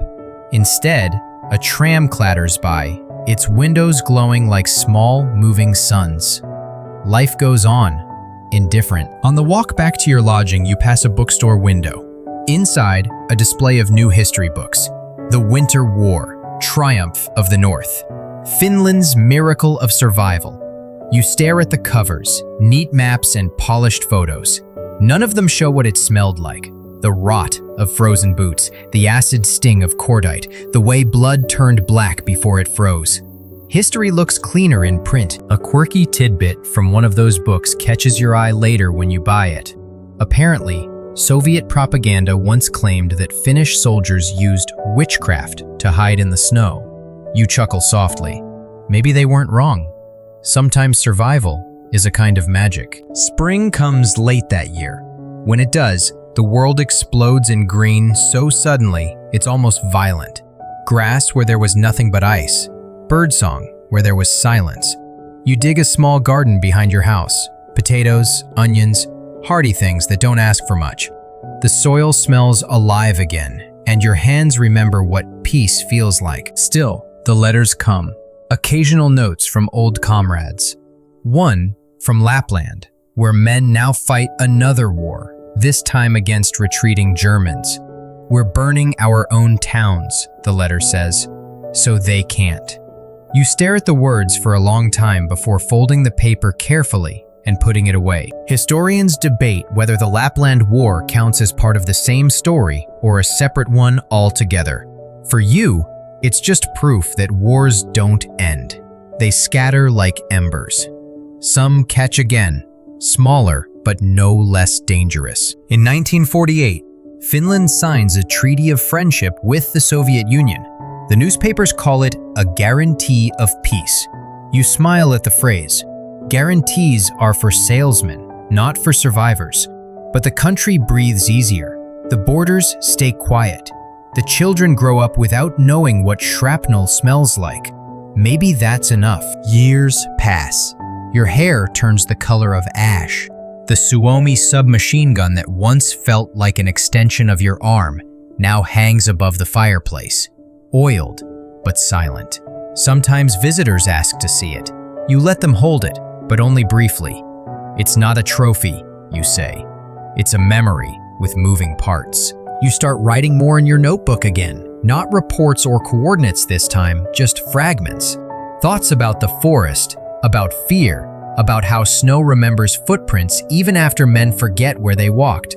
You don't know if anyone will read it, but writing feels like proof that you existed beyond the sound of rifles. One evening, the radio hums with music. Something slow, melancholy, maybe Russian. You don't switch it off. You've stopped blaming the music for who played it. A young neighbor sometimes visits to bring firewood. He asks questions with the curiosity of someone born after it all. Was it really that cold? Did you ever meet Mannerheim? Did the Soviets really march in red coats? You answer patiently, though part of you wants to say that the cold wasn't the problem. It was the silence that came after. He tells you he's studying history at the university. I want to understand what it felt like, he says earnestly. You nod, then stand outside at 40 below and wait for dawn that never comes. That's how it felt. He laughs, thinking you're joking. You don't correct him. A few years later, he sends you a letter, his thesis, dedicated to those who stood when the world froze. You read it slowly, smiling at the thought that maybe, through him, Tapio and the others still march somewhere in the pages of the future. Historians still argue about many things. Whether the Winter War changed the course of global politics, whether small nations can ever truly be neutral, whether courage means defiance or endurance. But none of them argue about this. The Finnish squad, man for man, was something rare. Not stronger, not braver, but perfectly attuned to its world. You think of that sometimes. How in the forest every sound had meaning. The snap of a branch, the rhythm of breath, the hiss of snow beneath skis. Every man a note in a symphony of survival. The years smooth over, like ice reforming after a storm. By the mid-1950s, Finland is rebuilding faster than anyone thought possible. Factories rising where trenches once lay. Electric lights shining where foxfires used to haunt the night. You watch it all from your porch and think, this is victory. Not banners, not speeches, just lights that stay on when winter comes. And yet, when the first snow of each new season begins to fall, you feel something stir beneath your ribs. The faint echo of skis over powder, the memory of voices calling softly in the dark. You whisper to the night, stay warm out there, boys. Maybe it's superstition, maybe it's prayer, but in that moment, you almost hear someone answer. A distant laugh carried on the cold wind, a sound so familiar it hurts. The years begin to blur together after that. The sharp edges of memory dull into something like frostbite, always there, but no longer painful unless touched. You wake earlier these days, before dawn, when the world is still half shadow. There's comfort in those hours. The kettle whistling, the faint hum of the radio, the same creak of the floorboards under your feet. Outside, the birch trees bend with age just as you do. Sometimes, when the wind moves through them, it sounds like distant applause. You like to imagine it's the forest remembering its soldiers. The country around you has changed beyond recognition. The dirt roads you once marched along are paved now. New houses rise where the trenches once were. Children ride bicycles where machine gun nests once stood. You watch them and feel an ache that isn't sadness. It's gratitude wearing an old coat. Historians still argue whether Finland's survival was a triumph of democracy or pragmatism. You smile at the thought. For men like you, Politics were just weather, something that happened above your head while you tried to stay dry below. Every December, the newspapers publish anniversary articles about the Winter War. You read them out of habit. They always mention Simo Häyhä, the White Death, and Mannerheim's strategies, and the impossible odds. They print neat infographics and solemn quotes about courage. They never mention the smaller things, the smell of gun oil on frozen hands, the jokes whispered just before dawn, or the sound of a bullet hitting snow instead of flesh. You keep those memories privately, not because you're ashamed, but because they belong to a quieter world. A young journalist visits one day. She's polite, earnest, with a notepad full of questions. "You fought at Kollaa, didn't you?" she asks. You nod. She leans forward. What was it like? You think about all the ways to answer, about snow and silence and fear so clean it almost burned. But you just say, cold. She laughs lightly, thinking you're being modest. She asks more questions about tactics, leadership, weapons. You give her what you can. When she leaves, she thanks you for your time. People need to remember, she says. You watch her walk down the road, scarf fluttering in the wind, and murmur, "They will, just not the way you think." That night, you take out Tapio's compass, the one you found in a crate years ago when clearing the old front. It's dented, but still points north. You turn it over in your hand, tracing the worn initials carved into the back. TL. It's strange how something so small can outlive everything that mattered. A quirky tidbit crosses your mind. During the Winter War, some Finnish soldiers carried small compasses sewn into their uniforms, not for navigation, but as good luck charms. Maybe Tapio believed in luck more than he let on. In spring, you visit the northern forests again. The train ride is long and slow, passing lakes still crusted with thin ice. When you arrive, the air smells exactly as it did in 1939. Pine resin, snowmelt, wood smoke. For a moment, time folds in on itself. You find the old ridge where you first ambushed that Soviet column all those years ago. The pines are taller now, their roots splitting what's left of the trenches. You kneel and brush away snow from a rusted shell casing half buried in the earth. The metal is pitted, but it gleams faintly in the light. You whisper, "Still here, huh?" The wind sighs through the branches, soft and familiar. Historians debate whether memory is an act of preservation or distortion. Standing there, you decide it's both. The mind remembers what it can bear, forgets what it must. The rest, the frost, the silence, the laughter, lives here in the soil. You light a small fire by the ridge and cook a thin stew from your pack.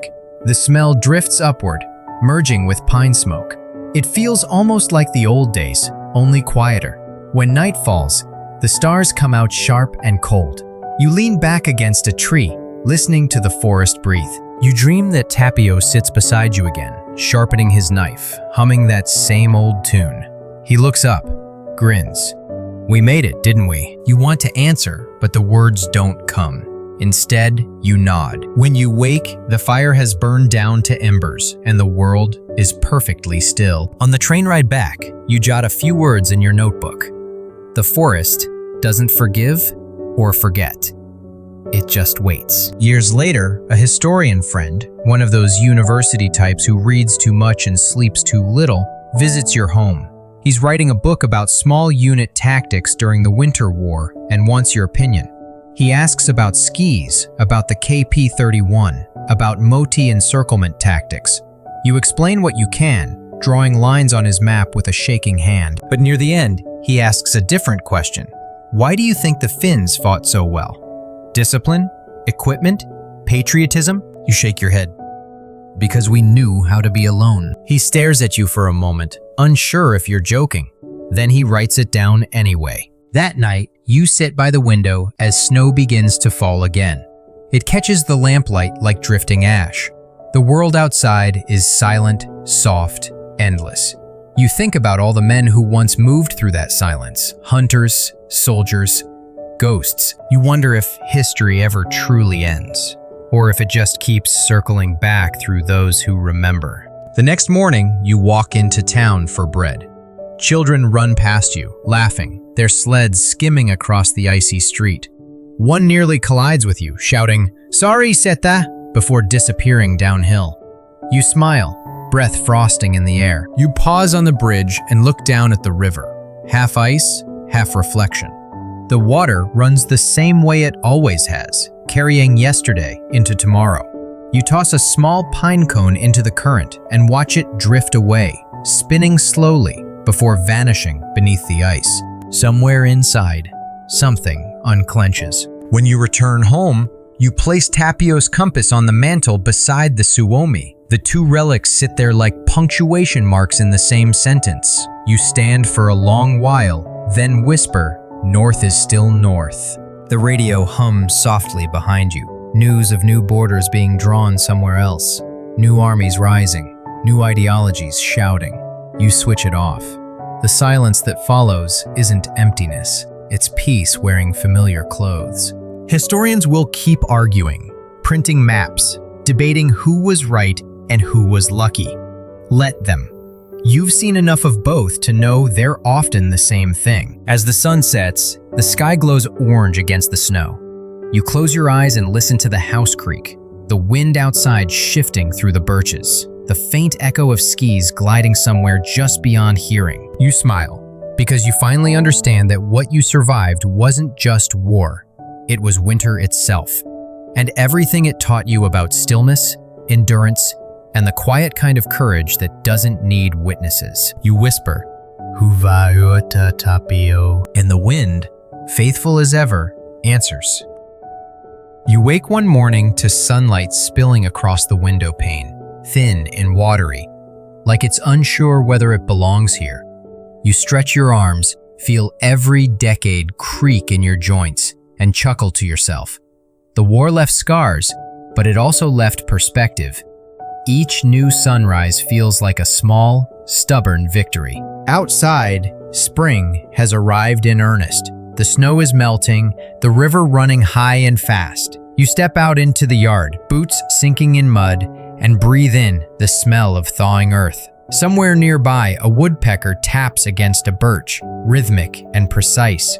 For a moment, it sounds like the old Maxim gun at Kollaa, hammering away in the distance. You smile grimly at the memory and whisper, "Good morning, old friend." You've outlived most of the men you fought beside. Sometimes that feels like a blessing, sometimes a punishment. There's an odd loneliness to being the last witness to things others can only imagine. Historians still debate the meaning of those battles, whether the Finns' defense was strategy, miracle, or madness. You could tell them it was all three, but they wouldn't believe how ordinary it felt while it was happening. Just cold, hunger, and the will not to die. You spend your days quietly now. The mornings belong to small chores, stacking firewood, sweeping the porch, patching the fence that the frost keeps breaking. Afternoons you read, old newspapers, history books, even novels about wars that aren't yours. You always smile at how clean fiction makes it all seem. There's never any mud in their wars, no lice, no frozen boots that smell of smoke and sweat. One evening, you receive a letter from the university. They're planning a memorial exhibition. Photographs, diaries, uniforms. They want to borrow your Suomi and Tapio's compass. You stare at the letter for a long time before answering. The pen feels heavy in your hand. "You may have them," you write, "but they don't belong behind glass. They belong to the forest." They reply kindly, promising to treat them with respect. You nod, though you're not sure museums can understand respect the way the living do. A quirky tidbit you once heard from a veteran friend returns to mind. After the war, some Finnish soldiers buried their weapons in the woods, believing that someday they might need them again. Not for politics, just in case. It wasn't paranoia. It was memory turned practical. You wonder if somewhere, under moss and root, there's still a cache waiting in silence. That summer, the university sends a young historian to collect your artifacts in person. His name is Lowry, and he's polite to a fault. He examines the Suomi with awe, fingertips trembling as though touching something sacred. "It's beautiful," he says softly. You nod. It's heavy too. He smiles uncertainly, not sure if it's a joke. He asks if you'd like your name displayed beside the weapon. You shake your head. No, it doesn't need an owner. It just needs to be remembered. He looks around the small house. The maps, the yellowed photos, the books stacked like fortifications. You must have so many stories, he says. You gesture to the forest outside. They're all out there. After he leaves, the room feels emptier without the rifle on the wall. You hadn't realized how much space silence could take up. But later that evening, as the light fades, you find yourself breathing easier. Maybe the ghosts needed to go too. Historians still argue whether memory belongs to individuals or nations. You decide it belongs to neither. It belongs to whoever listens. Autumn creeps in again. The air smells of rain and pine needles. One night, while splitting wood, you hear the crunch of tires on gravel. A car pulls up and a woman steps out. Dark coat, familiar eyes. Mr. Niemi? She asks gently. You nod. My grandfather served with you. Tapio Lehtinen. You freeze, axe halfway to the ground. The name hits like a shell bursting after years of silence. She smiles faintly. We found your name in his old journal. He wrote about a man who carried his compass after he fell. Said you'd keep it pointed north. Your throat tightens. He was right. She hands you a small parcel wrapped in brown paper. This was among his things. Inside is a photograph. Two men standing beside a snow-covered trench, grinning despite the cold. You recognize yourselves immediately. Tapio's arm around your shoulder. Both of you younger than sense. He made it to a field hospital, she says softly. Died there, weeks later. But he wrote that he hoped you did too. You stare at the photo until your vision blurs. Thank you, you whisper. He was the best of us. She nods, then looks toward the forest. He loved it here. So did I, you say. When she leaves, you set the photo on your desk beside the empty compass case. For the first time in years, the past feels lighter, like something finally put down instead of carried. Winter returns, soft and early. You feel it in your knees before you see it in the fields. You sit by the window most days, watching the snow come down in slow, deliberate flakes. The world outside looks exactly as it did in 1939, but quieter, gentler. Sometimes, when the light is just right, you imagine you see movement along the tree line, figures gliding through the snow on skis, white shapes between the pines. They never come closer, never wave. You just nod to them, quietly, respectfully, as one old soldier to another. Historians still debate whether the Winter War forged the Finnish national character or merely revealed it. To you, it's simpler. It showed what happens when a people decide the snow itself will fight alongside them. You close your notebook one last time. The pages are full now. Dates, sketches, fragments of thought. At the very end, you write one final line. The snow remembers everything, even when we no longer do. You set the pencil down, lean back, and let the steady hush of snowfall fill the room. It sounds almost like breathing, steady, alive, eternal. Outside, the pines stand guard as they always have. Somewhere beyond them, the past keeps moving quietly on its skis, just out of sight, just out of time. And for the first time in a long while, you feel no need to follow. The snow turns gray in the city, stained by ash and tire tracks, by the breath of too many men packed into streets too narrow for memory. You're not in the whispering forest now. You're crouched behind the splintered banister of a third-floor stairwell in Viapuri, listening to doors breathe and pipes tick, and something heavy rumble outside like a beast that can't find the doorbell. Dust floats in the afternoon light. It looks almost gentle until a ricochet slashes it into ribbons. Your squad has made an apartment building into a fortress, because that's what the continuation war asks today. The rooms smell of wet wool, plaster, and the sour ghost of someone's boiled potatoes. A Maxim is set up in the kitchen window, legs planted in a sink stuffed with towels, barrel peeking past lace curtains that somehow survived 2 shell bursts. The Suomi rests warm in your hands. Tapio's compass isn't on your chest anymore. only the habit of checking it, the thumb rubbing a circle on your coat where North used to live. Out in the street, the Soviets move like a tide you can't see yet, but feel in your teeth. Stalingrad taught them a new language, 1 syllable per room. You've heard the rumors. Storm groups built from sappers, grenadiers, PPSH-41 gunners, a DP team, and a few men with sacks of explosives who introduced themselves to walls without knocking. Historians still argue whether that doctrine was born from desperation or genius. You decide. Either way, it's efficient. You peek over the sill. The square below is a chessboard of husks. Buses burned black, a statue with no head, a tram frozen on its rails like a museum piece in a city that hasn't read the caption. Then you see them.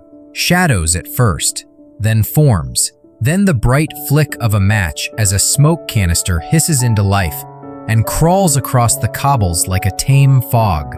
Another hisses, then a third.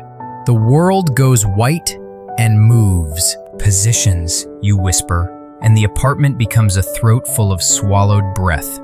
The gunner by the sink kisses the Maxim steel like a lucky coin. Someone mutters, "If the landlord asks about the curtains, tell him the Soviets did it." And 3 men grin because humor is cheaper than morphine. Footsteps drum through the smoke. Fast, sure. The PPSH Papasha starts its sewing machine hymn. 900 stitches a minute. Fabric of air turned to holes. You time your breath to its rhythm, then snap a burst into the whiteness. A silhouette stutters, drops, vanishes. The DP-28 answers from a doorway across the square. Top pan spinning like a frying pan flipped by a chef who hates the recipe. The kitchen window blooms fire, the towels blacken, and your gunner hisses, "Barrel!" as you swap in a fresh belt with fingers already blistering. Grenades clink on the stair below. RGD-33s by the sound, and the old terror. You kick one back. It thumps, pops, and the stairwell coughs dust like a smoker in winter. Another bounces under a radiator and fizzles. Dud. A quirky tidbit you once heard elbows in. Some storm groups tied grenades to bricks to give them more drop through shattered floors.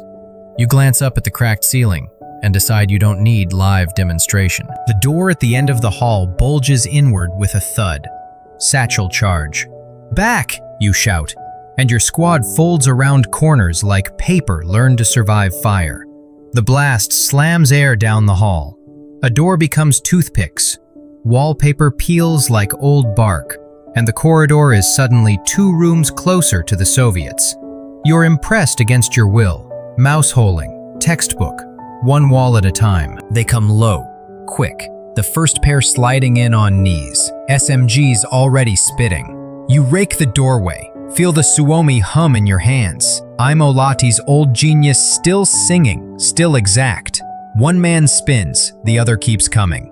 He's close enough that you see the chalk on his sleeve marking his group, triangle inside a square, and the soot across his cheek where a fuse kissed him earlier. He throws, you duck, and a flashbang turns the stairwell into sun and bells. You smell concrete. You taste coins. Everything narrows. The world is hallway-sized. You feel the building breathe under impacts. A slow animal choosing whether to keep you. You move the way the woods taught you. Short, efficient, unsentimental. In the living room, a couch becomes a barricade for 10 seconds, then a funeral for springs. In the bedroom, a wardrobe stops a burst and coughs mothballs and splinters. You think, wildly, that war is just interior design with faster deadlines. Joke 1. The Maxim coughs again, then goes silent. Steam, barrel glow, water jacket bled dry. You toss a canteen over, hear the hiss, the gunners hiss back. The kind of conversation Steele understands. You catch a glimpse of your reflection in a cracked mirror. White hood, black eyes. A face that looks like it belongs to the building more than the man inside. You wink at yourself. Still here, you mouth. Joke 2. The Soviets aren't reckless now. They're methodical. A sapper uses a pole charge to poke the corner like a dentist testing a tooth. It detonates. Plaster snow falls from the ceiling and powders your tongue. Then smoke again, thick and greasy. Fog machine or simple canister, you can't tell. Followed by the quick ballet of boots over glass. Grenade, 2 count, entry. Their team clears left while another team owns the stair. A DP planted for Overwatch in a doorway they just invented with TNT.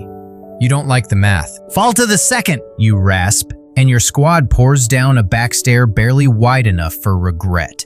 The building's lungs wheeze dust. Somewhere a piano collapses with a few tragic notes, like a last dignified protest.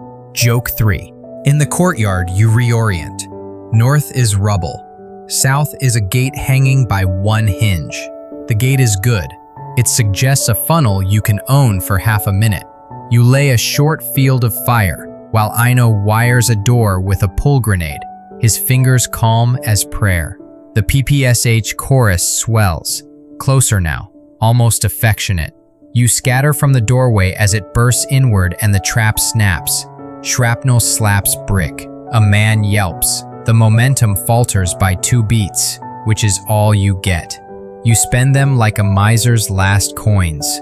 2 bursts, 2 bodies, move. Historians still argue whether Finnish units in 1944 were underprepared for city fighting or simply exhausted by the time they had to learn it. You don't argue. You're busy misusing kitchens. Urban war is decided by whoever owns the next corner first. Today, the Storm Group buys corners in bulk. They press, and you feel the shift, the moment offense stops knocking and starts carrying a key. Smoke rolls low again. A sapper's hook tugs your cover away like a rude waiter. You retreat through a laundry room, socks and ghosts swinging on a line, and burst into a stair that dead ends at the roof where the sky is the wrong shape and artillery redraws it every minute. You can't hold the building any longer without becoming part of it. Out, you say, and the word tastes like surrender and accuracy. You drop to the next block through a makeshift bridge of planks that was never meant to hold men or wars. It groans, then agrees, for now. From the far window, you watch the Soviets complete their rhythm. They clear room by room, slow fast, slow fast. Exactly the way you'd teach it if you hated your students less. The DP team posts at the stairmouth. A grenadier sweeps under beds with a bayonet, like a blind man learning a room, and a sergeant flips a table back upright as cover, as if manners matter mid-battle. You almost clap. Mainstream fact arrives whether invited or not. The PPSH-41 is a drum-fed sermon. 71 rounds when the drums cooperate, and in streets like these, it outshouts rifles that grew up in forests. The Finns will copy the idea with captured guns, and later with their own, because survival is the best teacher, and plagiarism the sincerest form of staying alive. You feel the weight of the day tilt. Holding the next block is pride when prudence would do. You mark 2 routes in your head, pick the uglier one, and guide the squad through a cellar that smells like pickles and history. A child's sled leans against the wall, red paint flaking. You touch it without meaning to, as if to promise the room that it's still a room and not a future casualty list. Outside again, evening slants gold across smoke and stone. Viperi breathes in rags. The storm group doesn't chase far. Doctrine says take the building, shape the block, set the base of fire for the next bite. You respect doctrine you can survive. You also respect distance, and you make some. At the corner, you look back once. The apartment where lace curtains once framed your Maxim now frames a Red Star helmet in silhouette. The soldier lifts the curtain with 2 fingers, peeks out carefully, then lets it fall. For a heartbeat, he's just another tenant checking the weather. You nod to him like neighbors who won't borrow sugar. Historians will debate how much Stalingrad lived in Viapori's bricks, whether Soviet urban confidence here was experience, numbers, or the kind of rage that memorizes floor plans by feel. You decide it was all of it, braided tight. The storm group wins this one, and you let the score write itself on the ash in your mouth. Finland 2, Soviet won, and the city keeps the receipt. When darkness finally spills into the alleys, you fold the day into your pack, smoke, plaster, a piano's dying notes, and move to the next address where someone has hung a sign over a basement door in charcoal, Hotel Sisu. The joke lands. You can't help it. You smile. The bed is concrete, the pillow your arm, the lullaby the slow drip of a cracked pipe. You close your eyes and listen to the city breathe. Not the forest's hush, not the trench's growl. Something in between, human and stubborn. You sleep because tomorrow has corners too. By dawn, the city tastes like brick dust again. You wake on the concrete mattress of Hotel Sisu, mouth dry, ears ringing to a tune the pipes wrote during the night. Your hands remember the Suomi before your eyes do. Outside, Viipuri exhales a tired, gray breath, and you answer with one of your own. You roll your shoulders, listen to the building groan, and tell the bones, one more block. They don't argue, which is polite of them. You move out with the squad through a coal cellar that smells of damp sacks and old storms. Steps sweat under your boots. Above, the street's been rearranged by artillery into something an architect might call open plan if he hated doors. Joke 1.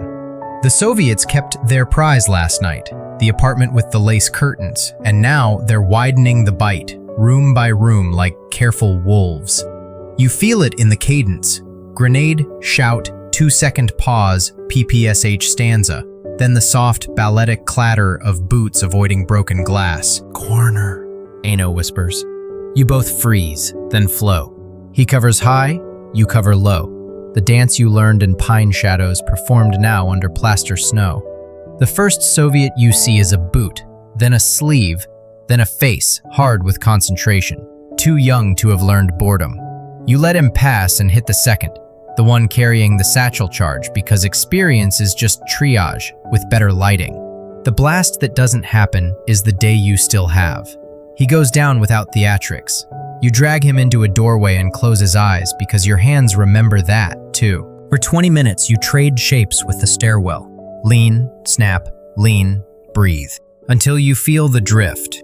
Their rhythm tighter, your reloads longer. The DP barking from a window you can't angle. You mark it. Second floor, left of the pharmacy sign, curtains gone, barrel flashing like a metronome. The Maxim can't get the angle without turning your kitchen into a skylight again, and water is a rumor this morning. You think about asking for artillery like you used to ask for coffee. Casual, hopeful, but the battery's busy drawing new streets somewhere else. Mainstream fact walks in without knocking. On the 20th of June 1944, Soviet forces took Viipuri in the Vyborg-Petrozavodsk offensive, momentum rolling from the Karelian Isthmus like weather. You taste the inevitability of dates. The calendar has its own doctrine. It doesn't care about your doorway. You fall back half a building, through a tailor's shop where mannequins wear dust instead of suits, through a stair scented with old cabbage and new fear. Someone's cat bolts past like a shell with whiskers. You shoulder through a door that used to be a door and find a kitchen with a pan still on the stove, potatoes blackened to apologetic stones. You mutter, "Sorry, Aiti," and lift the pan off the heat that isn't there. Small courtesies keep the soul lubricated. Then the storm group presses. They've set a DP to rake the alley and a pair with papashas paddles forward on sound. A smoke canister rolls in and sighs itself into a white wall. This time you don't contest the doorway. You give them the room and preach from the hall. 2 short hymns from the Suomi and you drop back again, the way trees drop snow from their branches when the weight gets uppity. Roof? Ano asks. Roof, you answer, because height is the last honest argument in city fights. The ladder is splinters and the roof is a suggestion. But suggestions count when you're fresh out of orders. Up top, the view is a grim postcard. Chimneys like black fingers. Church spire chewing smoke, the river a tarnished blade. You plant behind a low parapet that has seen smarter days, and for a few minutes you own the block with simple angles and stubbornness. You cut the DP team when they sprint low across a balcony, and you whisper an apology you don't expect to be delivered. Below, movement shifts. The sergeant with the table manners learns your line, encounters with a mortar tube that coughs 3 lazy shells into rooftop arguments. The second one punches a hole 2 chimneys over, and the roof exclaims its opinion in tiles. You slide to the next ridge, counting seconds like a gambler who knows the croupier's birthday. You can't stay. The building has decided your furniture. Down 1 level, then another, through a classroom where the chalkboard still holds an unfinished proof in a teacher's tidy hand. If A, then B. You grin despite yourself. If satchel, then collapse, joke 2, and keep moving. Historians still argue whether the Finnish defense of Viipuri failed because the units were under strength, the command structure frayed, or the operational logic demanded elastic defense over sacrificial heroics. You don't mind the debate. You can hear all those reasons happening at once in the way your breath shortens. The truth is simpler. They've trained this dance longer here. Stalingrad's conservatory graduated an entire generation of grim choreographers. You choose a last stand that isn't. 2 rooms with a shared wall, each giving you crossfire if the other fails, each giving you a door if both fail. A wash basin becomes cover, a bookshelf graduates to barricade, a child's desk turns into a kneeling rest and makes you promise to clean it later. You keep your jokes polite in classrooms. The push comes like weather, predictable in shape, surprising in speed.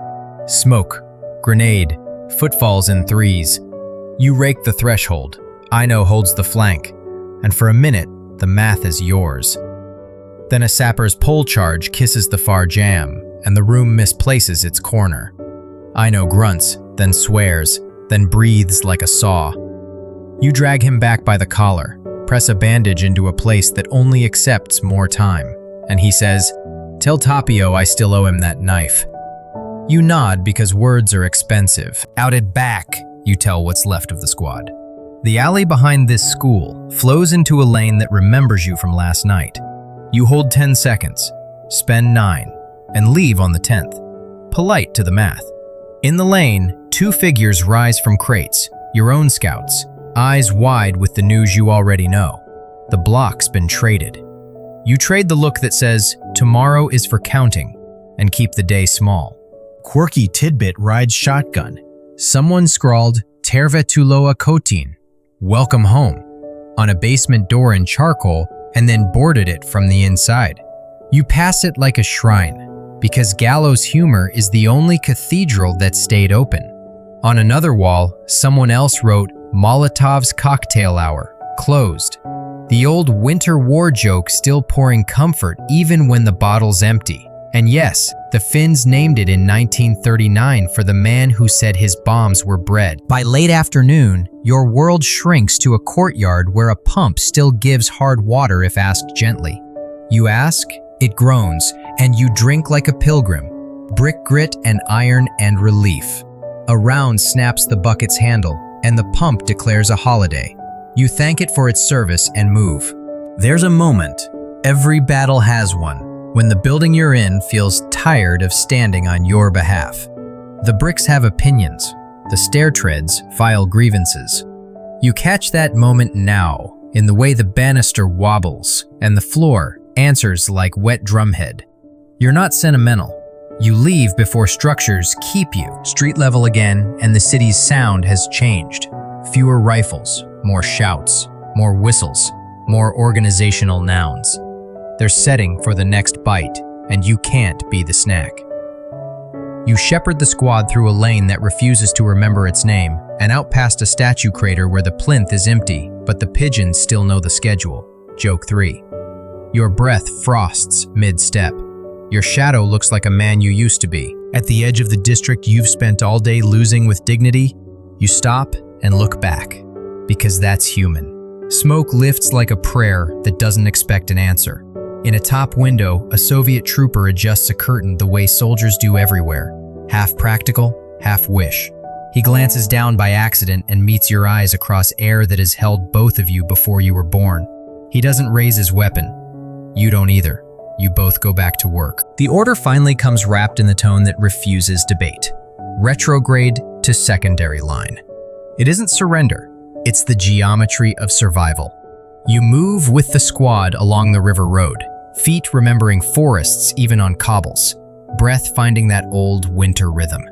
The city falls behind a corner the way a sun sets, inevitable, unsentimental, beautiful if you allow it the insult. You take inventory at dusk, 5 men present, 1 carried, 2 names you write in your notebook with the same pencil that solved the chalkboard's proof. If A, then B. If city, then cost. You tear a page from a school reader you found, fold it around a bandage, and the letters bleed through onto the gauze. Aiti, koti, lumi, mother, home, snow. Language remembers what men forget. When full dark slips like a blanket over Viapuri, you lay the squad under it and let them sleep in shifts. Your hands shake, but it's just the day leaving.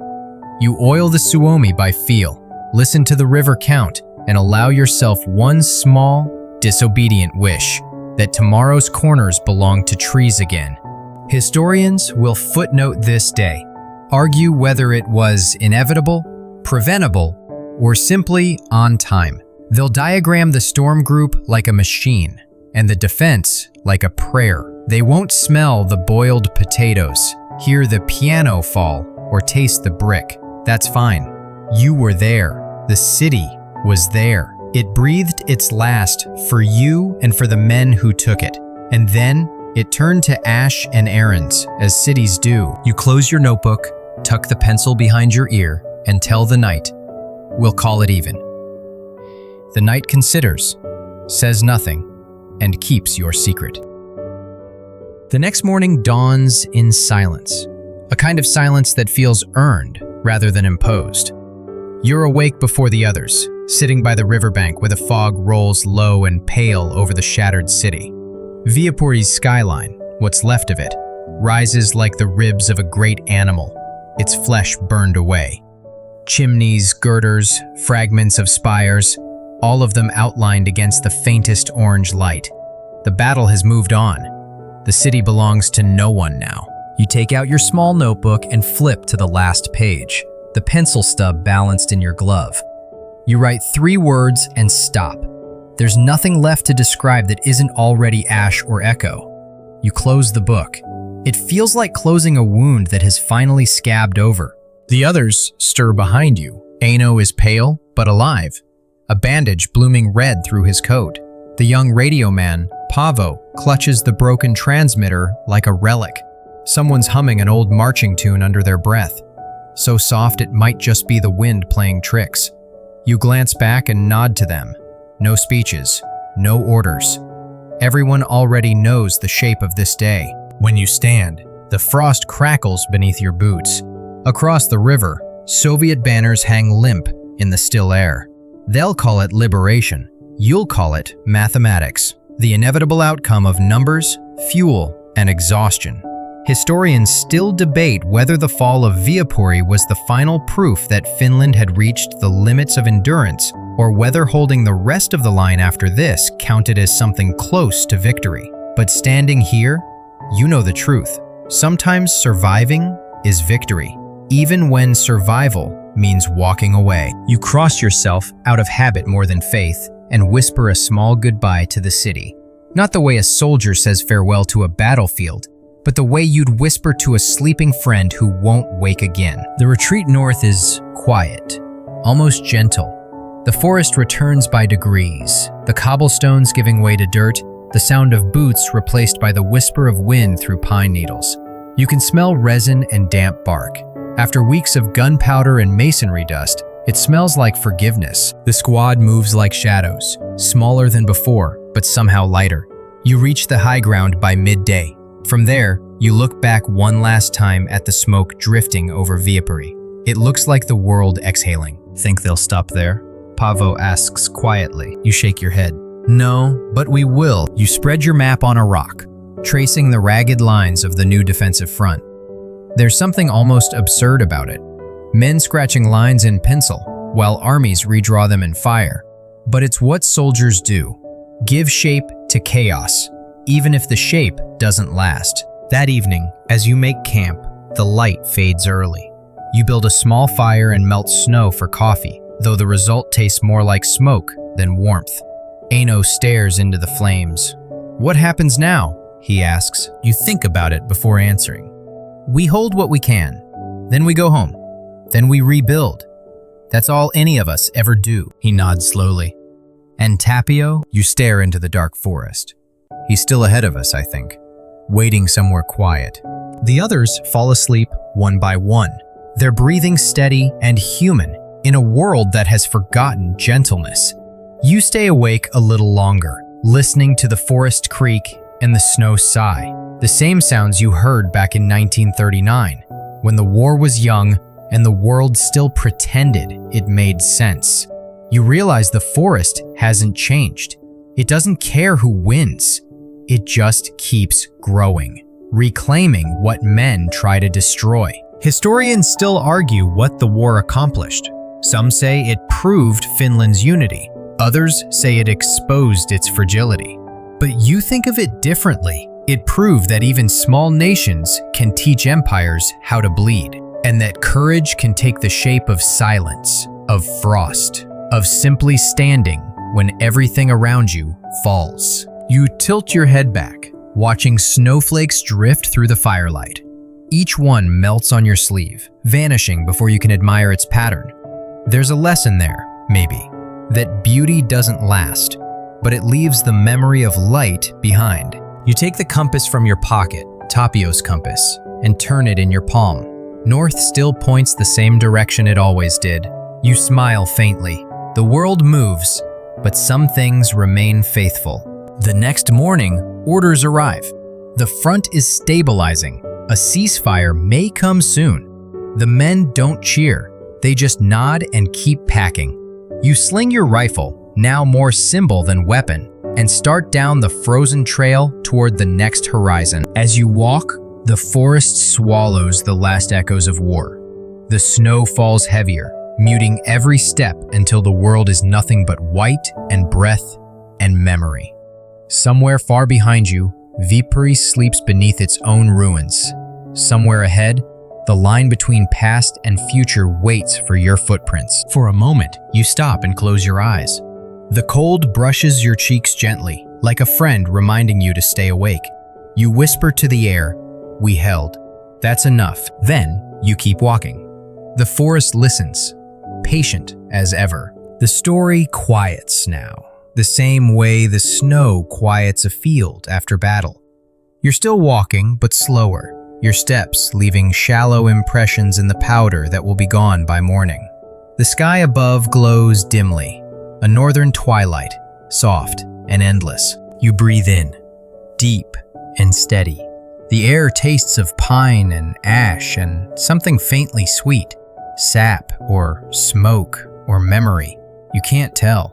You feel the years drift away, not like something lost, but like something finally allowed to rest. Ahead, the forest thins, a clearing opens, empty, peaceful. You sit on a fallen log, take off your gloves, and let the cold bite your skin one last time. It's honest, at least. You can trust the cold. You reach into your coat pocket and find a small scrap of paper, the last page from your notebook. The words you wrote there long ago catch the firelight. The snow remembers everything. You smile because you know it's true. It remembers footsteps and laughter, fear and courage, all pressed into its quiet heart. The wind picks up, carrying flakes that swirl around you like ghosts made kind again. You close your eyes, hearing not gunfire, but the soft whisper of skis gliding through distant pines. Tapio's voice, faint and teasing, seems to ride on that wind. "Come on, old friend. It's a long way home." You whisper back, "I'm coming." The forest sighs, the snow settles, and the night folds around you, gentle, endless, and finally at peace.